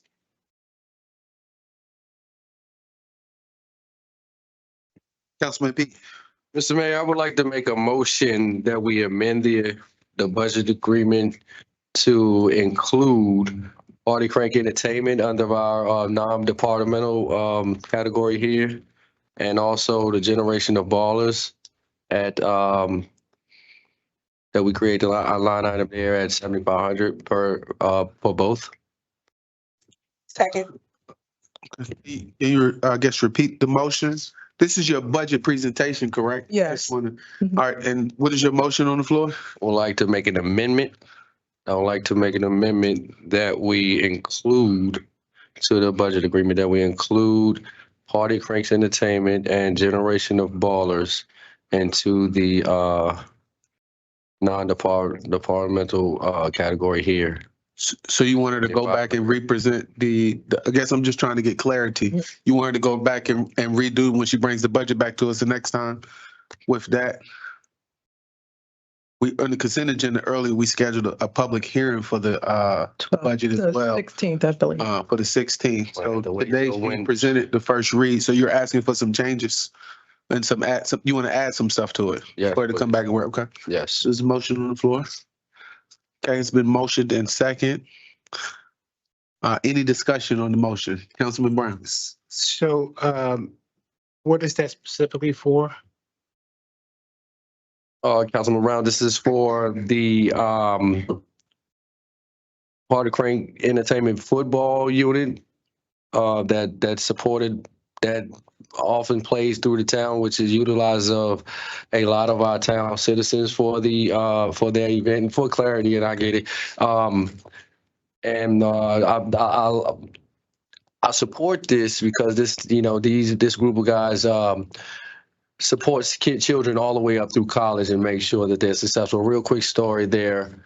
There are two kids that have went through this program here, and even with the Generation of Ballers that went through this program here, allowing the coaches to show them skill set which allowed them to perform at a level to where they were accepted into colleges, and with that they were able to pursue a career, and now they graduated on and they're actually agents down at the Quantico FBI headquarters here. That's just a real quick spin on the football and the basketball team here. Thank you. I just want to make sure that I understand what we were trying to. Yes, sir. Thank you, Councilman Brown. Is there a dollar figure associated with that? Moving around with it, talking with town manager, we were clear up until close to 10,000, but we didn't need that, so we're looking at 75 for the both. Yeah. Thank you. Vice Mayor. So I just want to ask the town manager, will we need to make any amendments in order to balance the budget for this? Yes, we will need to make an amendment. I'm sorry, yes, we will need to make an amendment to the budget. The funds will come from the town manager's contingency account. Okay. My other question is to Ms. Jordan. So I heard you say there's an increase for the Boys and Girls Club from 10 to 20. Yes, ma'am. But as I look on the line here, I see the amended, it says 10, and then proposed also says 10. It was a change after the agenda was put through already. Yes, ma'am. So I received a call to increase it to 20,000 because Okay. council had voted to give them the additional funds. Okay. So it was just a reverse of putting it to 10,000 there and taking 10,000 from contingency. Okay, just wanted to make sure I Yes, ma'am. did that was, okay. That's all my questions for this moment. Thank you. There's a motion on the floor. So before I guess I can ask you any question on the budget, I need to address I got to address the motion that's on the floor. Madam Clerk, can you recite the budget again, please? I mean the budget, the motion that's on the floor, so that I'm clear. The motion is to make an amendment to the budget to include under non-departmental Party Crank Entertainment, football, and Generation Ballers for amount of $7,500 per organization. Now- Second. Okay, We didn't get a second. I just second. You second? Okay, I didn't hear it. Okay. so that's 7,500 each. Is or 75 total. I'm just Each is each. each. Now I know all of the other organizations is non-departmental. We required them to come in and do presentations. I think Ms. Jordan sent out.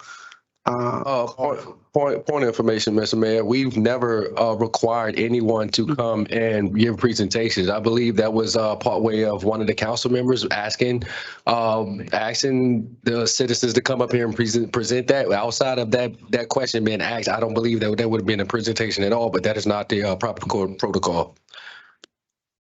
So, Ms. Jordan, did you request for people to come in and do a presentation? I'm just. I was requested to do a non-for-profit funding request to organizations that had previously been receiving money from the town. So that is what we did. And we're in the process of actually redoing the financial policies to include that process in the financial policies as well in Davenport. Did a council member direct you? That's what I don't believe so, no, sir. okay. I just Ma'am.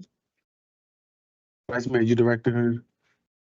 So what I did was I requested that moving forward, we have a policy Right. because we don't currently have one. Right. You asked for, but before you asked the town manager to do that, that's why they were all on the last agenda. But was everyone on there? Because what about the programs that fall under that very vague top line there that says Community Partner Grant Program? There are several programs per our discussion, our individual discussions that fall up under there that do not come and present. So there are no requirements. No, I didn't say it was a requirement. I was just asking. I thought you just did say a No, I requirement. to me. asked, did everybody who was up here present? That was my question. I didn't say it was a requirement. I was just asking, did they all present? Point of information. The statement that was made was that we were required. Okay. I would just wanted to know if they had came in. It's just, I'm trying to get clarity on what I'm voting on here. So it's no requirement. I just know that I saw the request go out, and so, all right. So seeing no more discussion, you can call for the question. Councilmember Peterson? Aye. Councilmember Pete? Yes. Councilmember Fields? Yes. Councilmember Brown? Aye. Chair Pro Tem Miles? Aye. Vice Mayor Nickerson? Yes. Mayor Wood? Yes. That motion has passed.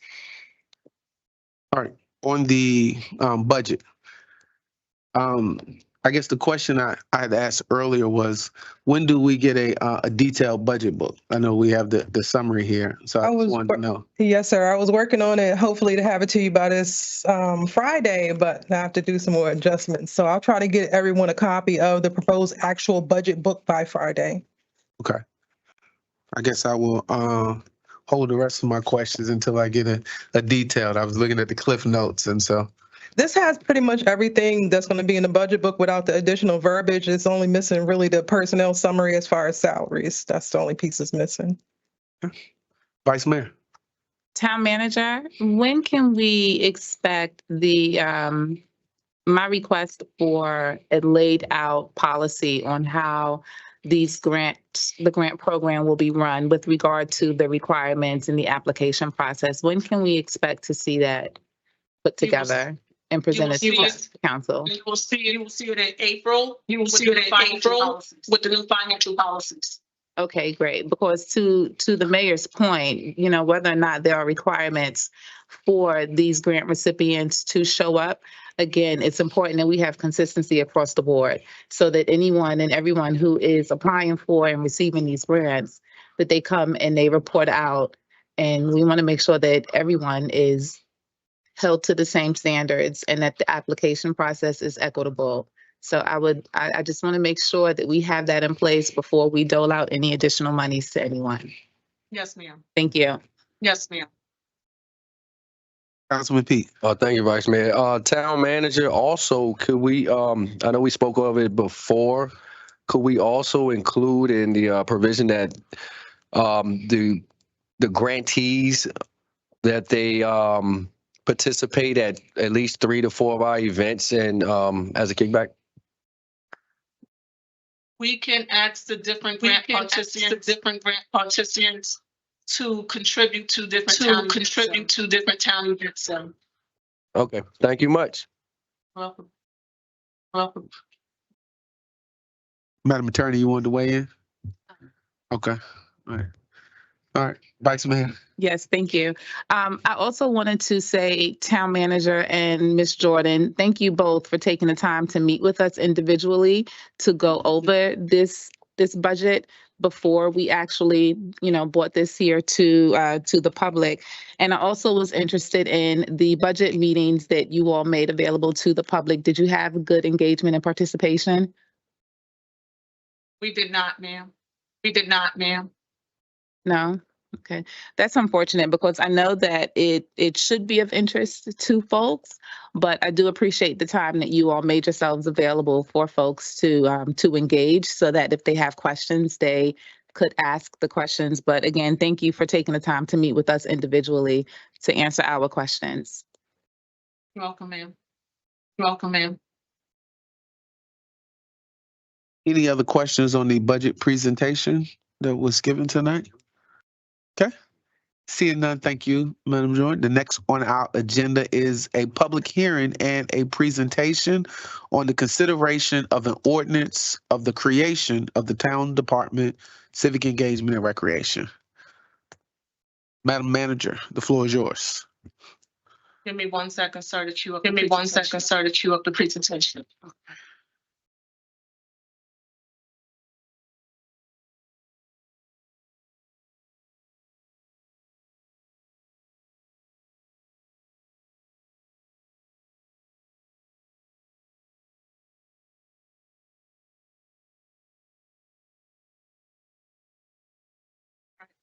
Good evening, Mayor, members of council. Evening, Mayor, members of council.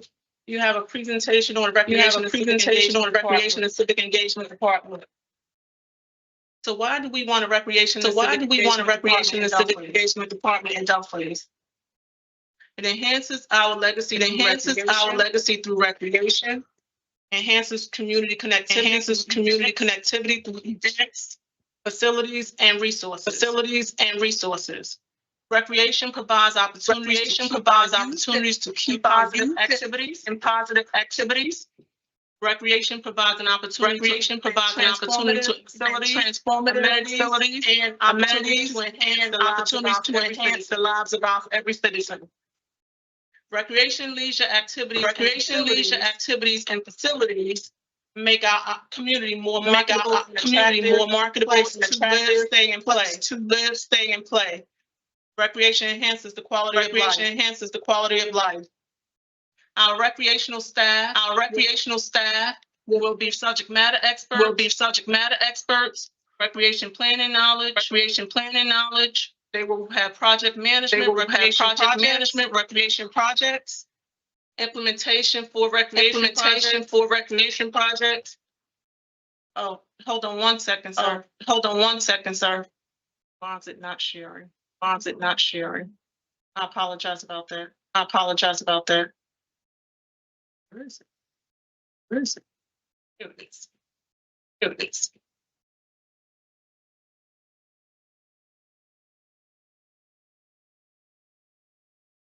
All right. All They right. will provide professional services, access to recreation network through the state, creative and new ideas brought to the town, knowledge of best practices and recreation, knowledgeable of legal risk management regulations and requirements for recreation operations, and enhance community connectivity. They will align with our strategic and comprehensive plans by creating, engaging, and enriching summer programs tailored to the needs and interests of both youth and seniors in the community of various physical and intellectual backgrounds. They will promote intergenerational activities and events to foster connections within the community. Special focuses on the youth and senior populations of Dumfries, and ensuring the disability community has access to town facilities and recreation opportunities. They will develop the development of recreation facilities, indoor, outdoor amenities, benefits the town and community. And how do they measure success?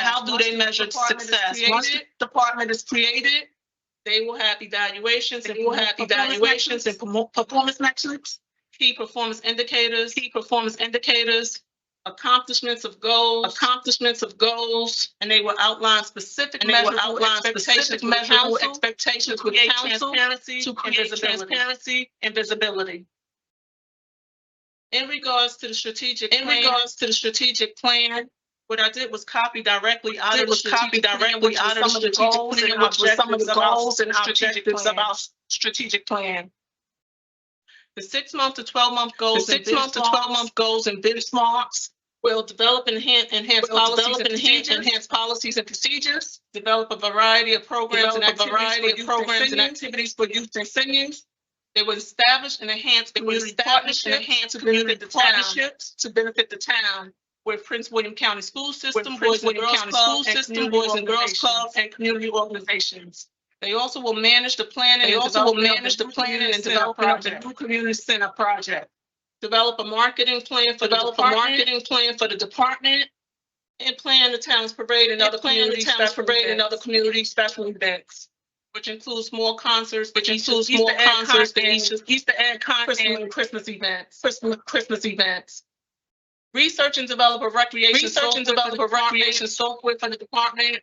Re-image uses for current recreation building, for programs, events, and activities. A few ideas for program plans and activities are fitness and aerobics, development of a fitness room with weights and treadmills, after school programming, arts and craft classes, line dance classes, summer programs, sessions for all ages, athletic activity clinics, and adaptive recreational opportunities with live bands in the park. The development of department, the director will work on developing a mission, vision, statement for the department. They will also develop standard operating procedures. They will develop an operating CIP budget for the future. Facility reservation guidelines. Department community center rules. Registrational forms, vendor packets, then applications, athletically development. And they also will develop an emergency preparedness emergency response planning. They will also develop a process for refunds, background checks for volunteers, fitness room rules, monthly annual reports, reshaping recreation to help create a new branding for the town. They will develop a specific marketing plan, scholarship programs, and standard facilities maintenance plan. In regards to the funding for this year, it has a fiscal impact of roughly 219,000. For next year, roughly 610,000. And how much needed in capital improvement?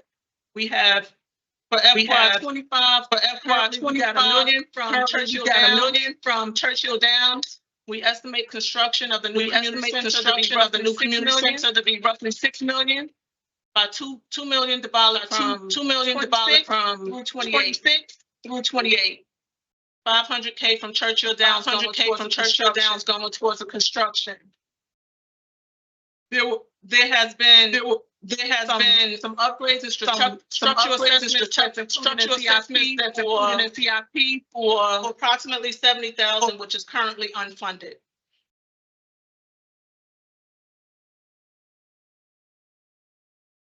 So the different types of revenues and what will this be any fees charges for the service? We will have small services for fees charged.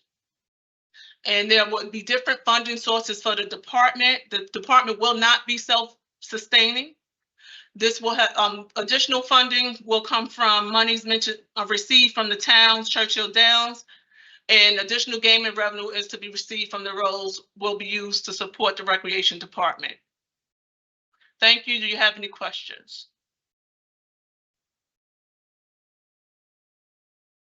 All right, council, the floor is open for questions on the presentation of the Civic Engagement and Recreation Department. All right, I'd like to ask the attached resolution has 4 full-time employees and 4 part-time employees.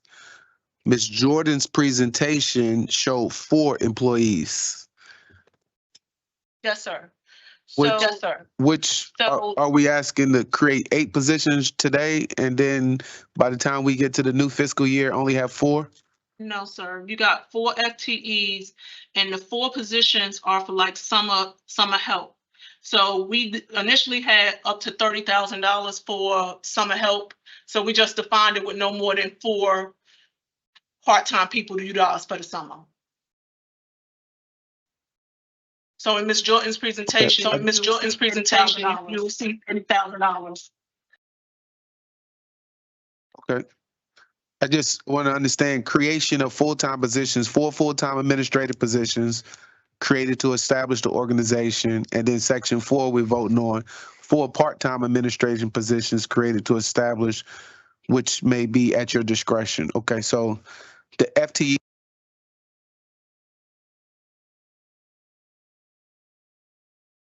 Sorry, I lost sound.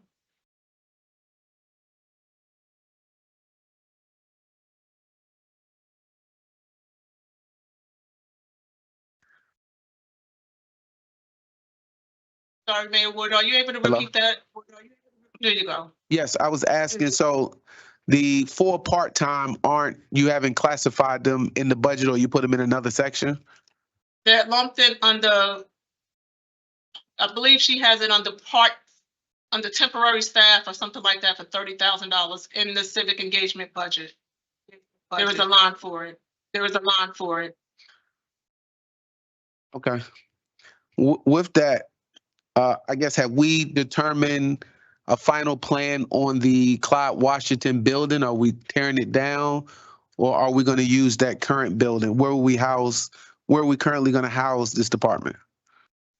So the department will be temporarily housed in the community center until the council has made a final decision as to whether or not we're going to tear it down or do a rehab or reuse. So remember, I had to draft an invitation for bid, bring that information back to y'all. So that has not been finalized as of yet.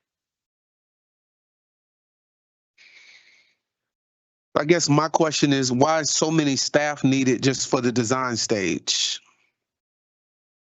And when you refer so many different personnel.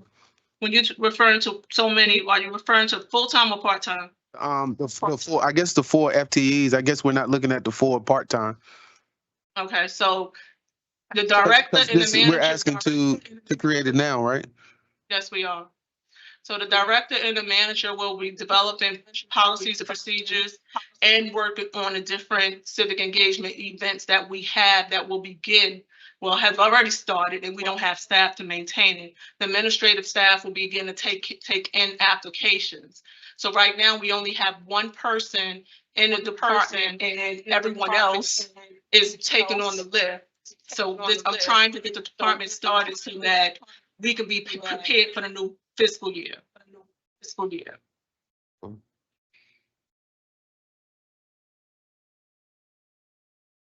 So the budget that you're asking for now is just to have the staff to be prepared for the new fiscal year? It's gonna put the staff together for the new fiscal year, sir. Yes, sir. And a very slim operating budget.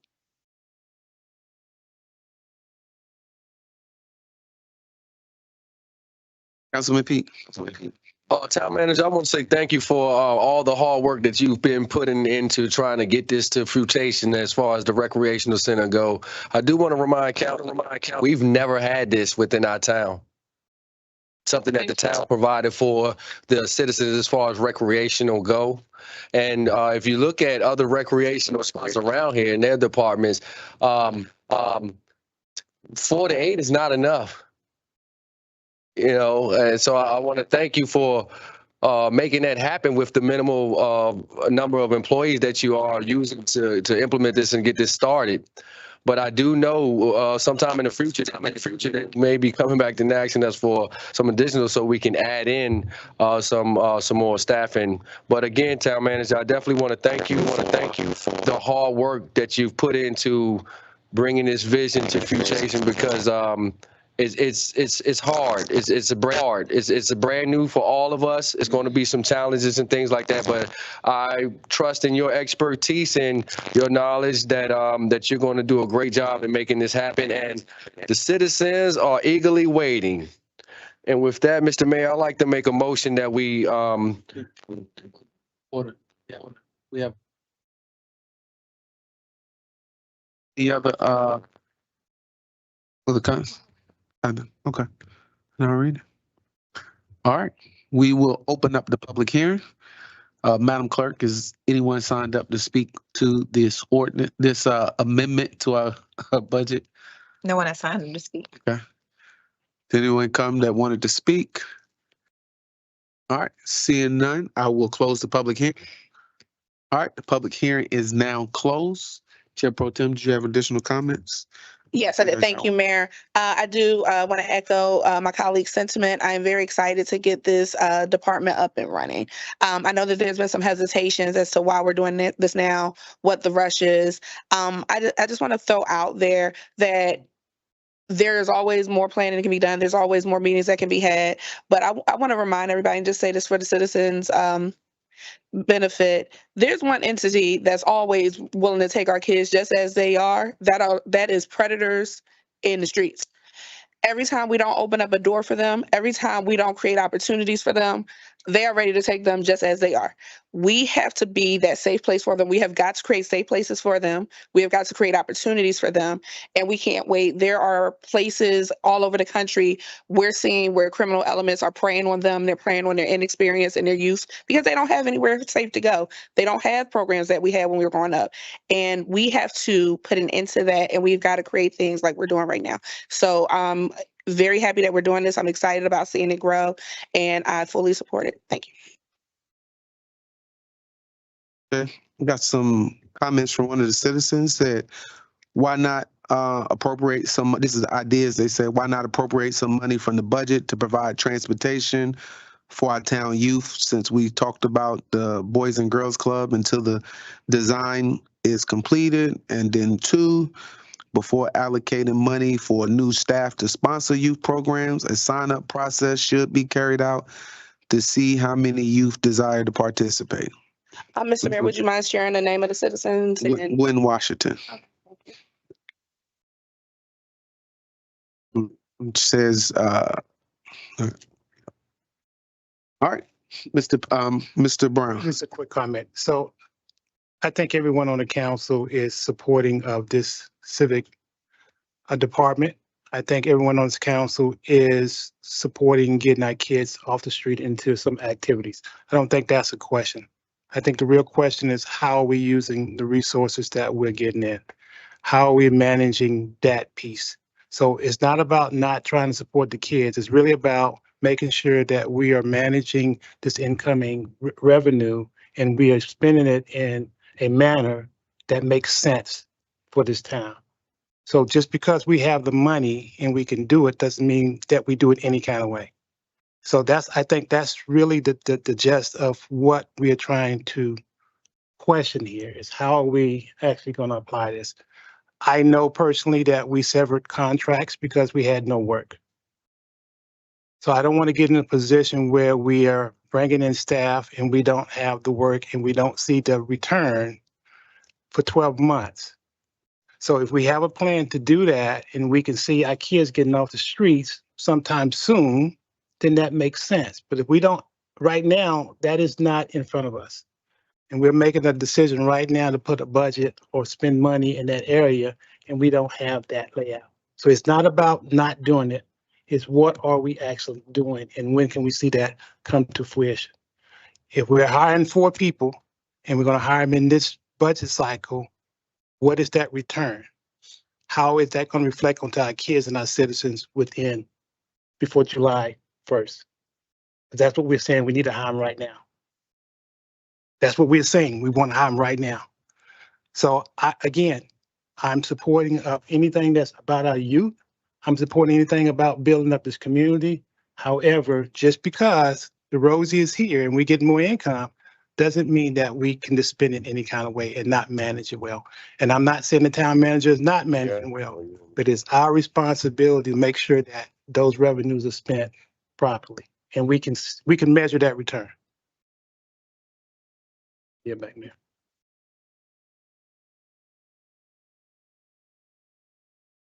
Now, Councilman Pete, you can make your motion.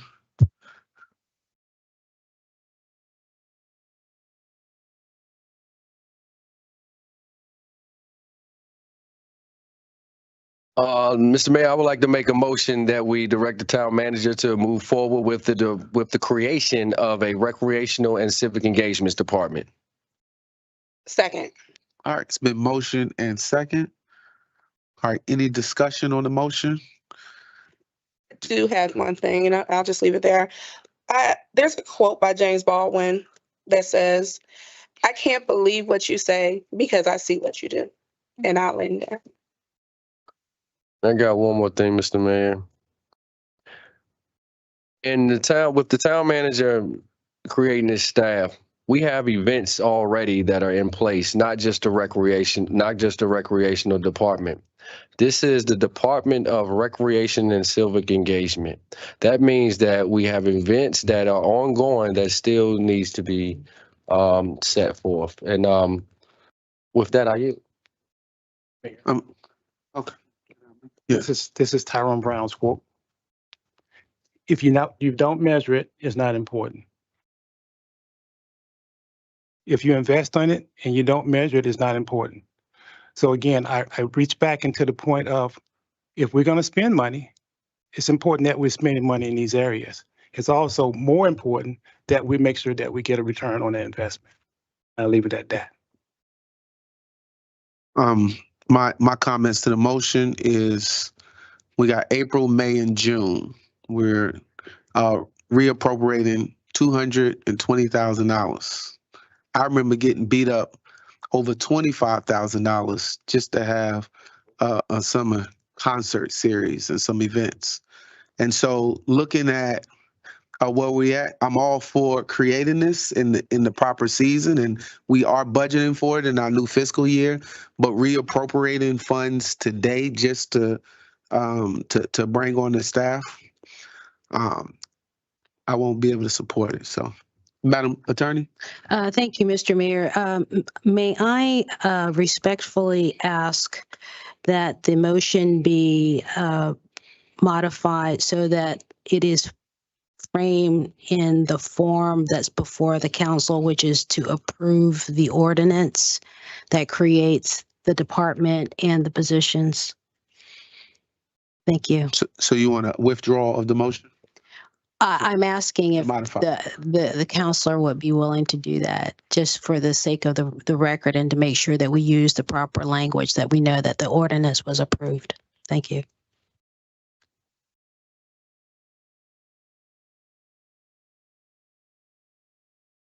Mr. Mayor, I would like to withdraw the motion. Is a second? Who made the second? I did. Okay. All right.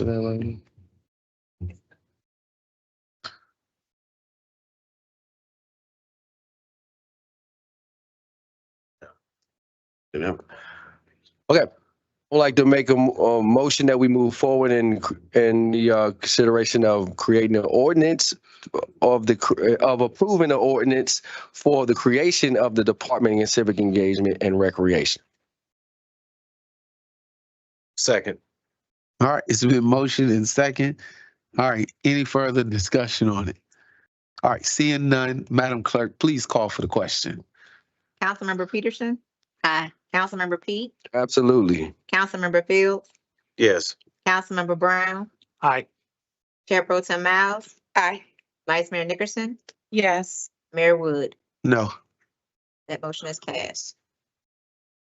All right, next on our agenda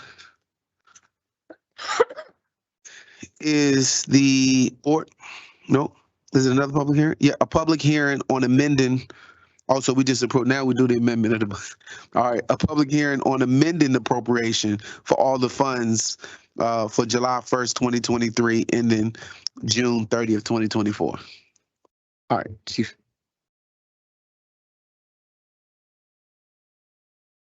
The amended 23-24 budget in the amount of $10,072,287 with additions to Parks and Rec Department of $219,133.20.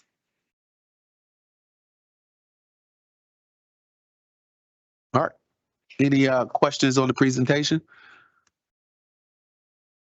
All right, seeing none, I will open up the public hearing. Madam Clerk, anyone signed up for the public hearing on amending the budget? No one signed up? Okay. Is anyone here to speak on the amendments? All right, seeing none, I will close the public hearing. All right.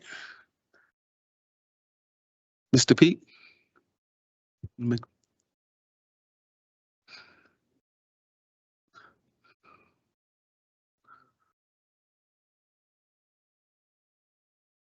Councilman Fields. Mr. Mayor, I'll go ahead and make the motion. I make motion that we amend appropriation ordinance in the all funds budget for the fiscal year concerning July 1, 2023 and ending in June 30th, 2024. Second.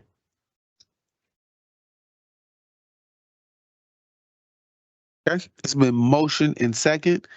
Any discussion? Okay. Okay, let me restate that, please, sir. Okay. To approve the appropriation ordinance in the all funds budget for the fiscal year commencing July 1, 2023 and ending in June 30th, 2024.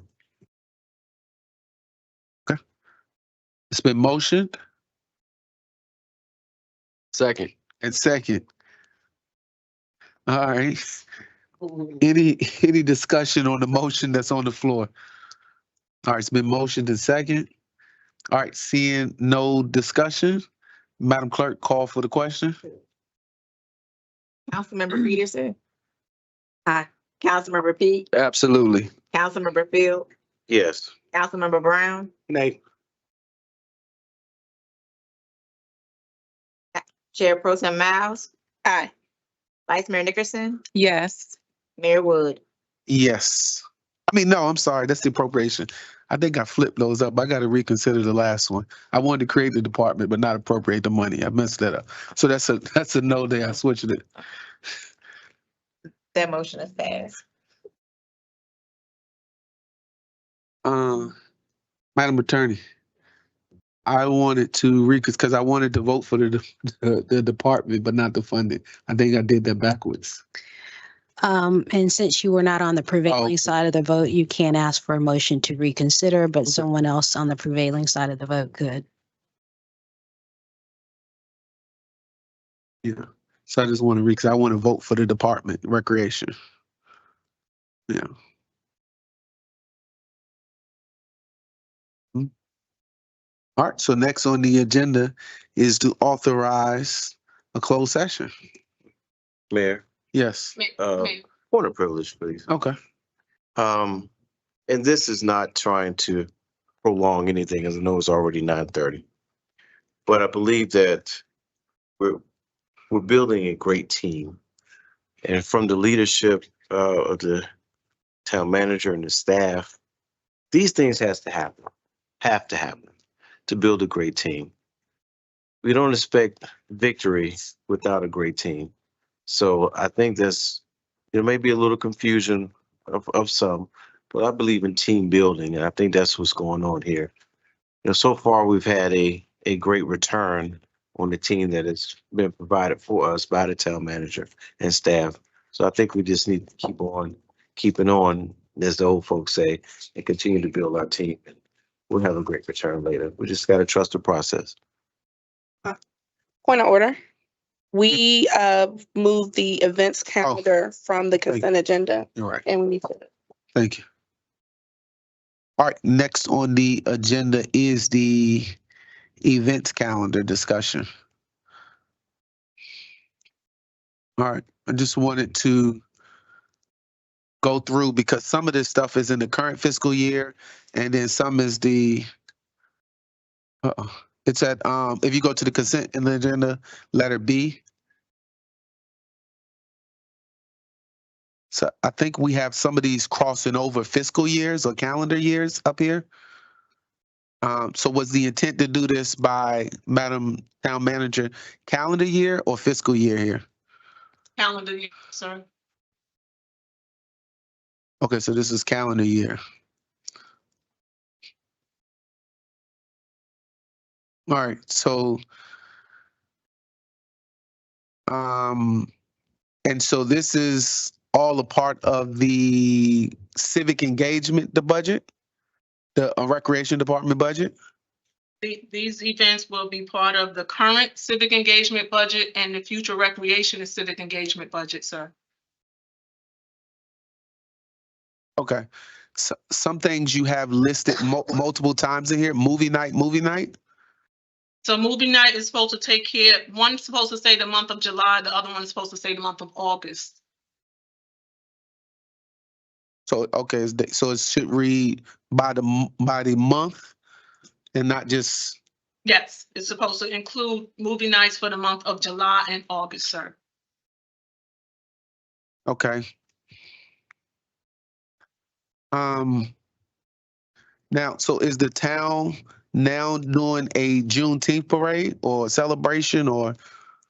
So the list of events that we have are events that we will either conduct ourselves or we will partner with other community partners with in regards to.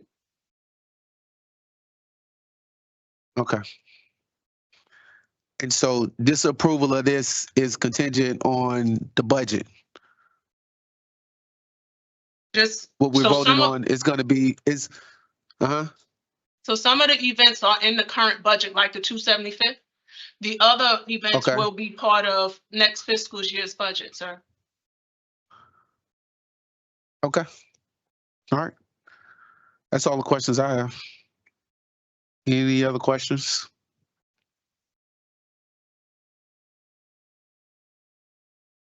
All right. Seeing none, we're looking for a resolution to approve events for the town of Dumfries 2024 calendar year. Mr. Mayor, I would like to move that we make a motion to, that we move to approve the resolutions of events for the town of Dumfries. A second. Okay. It's been motioned and second. Any discussion? All right, seeing no discussion, Madam Clerk, call for the question. Councilmember Peterson? Aye. Councilmember Pete? Absolutely. Councilmember Fields? Yes. Councilmember Brown? Aye. Chair Pro Tem Miles? Aye. Vice Mayor Nickerson? Yes. Mayor Wood? Yes. Motion's passed. All right, next on the agenda is the authorization of a closed session. It says, where the town council of the town of Dumfries desire to go into closed meeting pursuant to 2.2-3711 Alpha 1 and 2.2-3711 Alpha 8 of the Virginia Code of to discuss personnel matters, including the assignment of performance or specific public offices and appointees, and to consult with legal counsel regarding specific legal matters requiring provision of legal advice by such counsel pursuant to Virginia Code 2.2-3711 Alpha 1 and Alpha 8. The discussion of such matters may occur in closed meeting.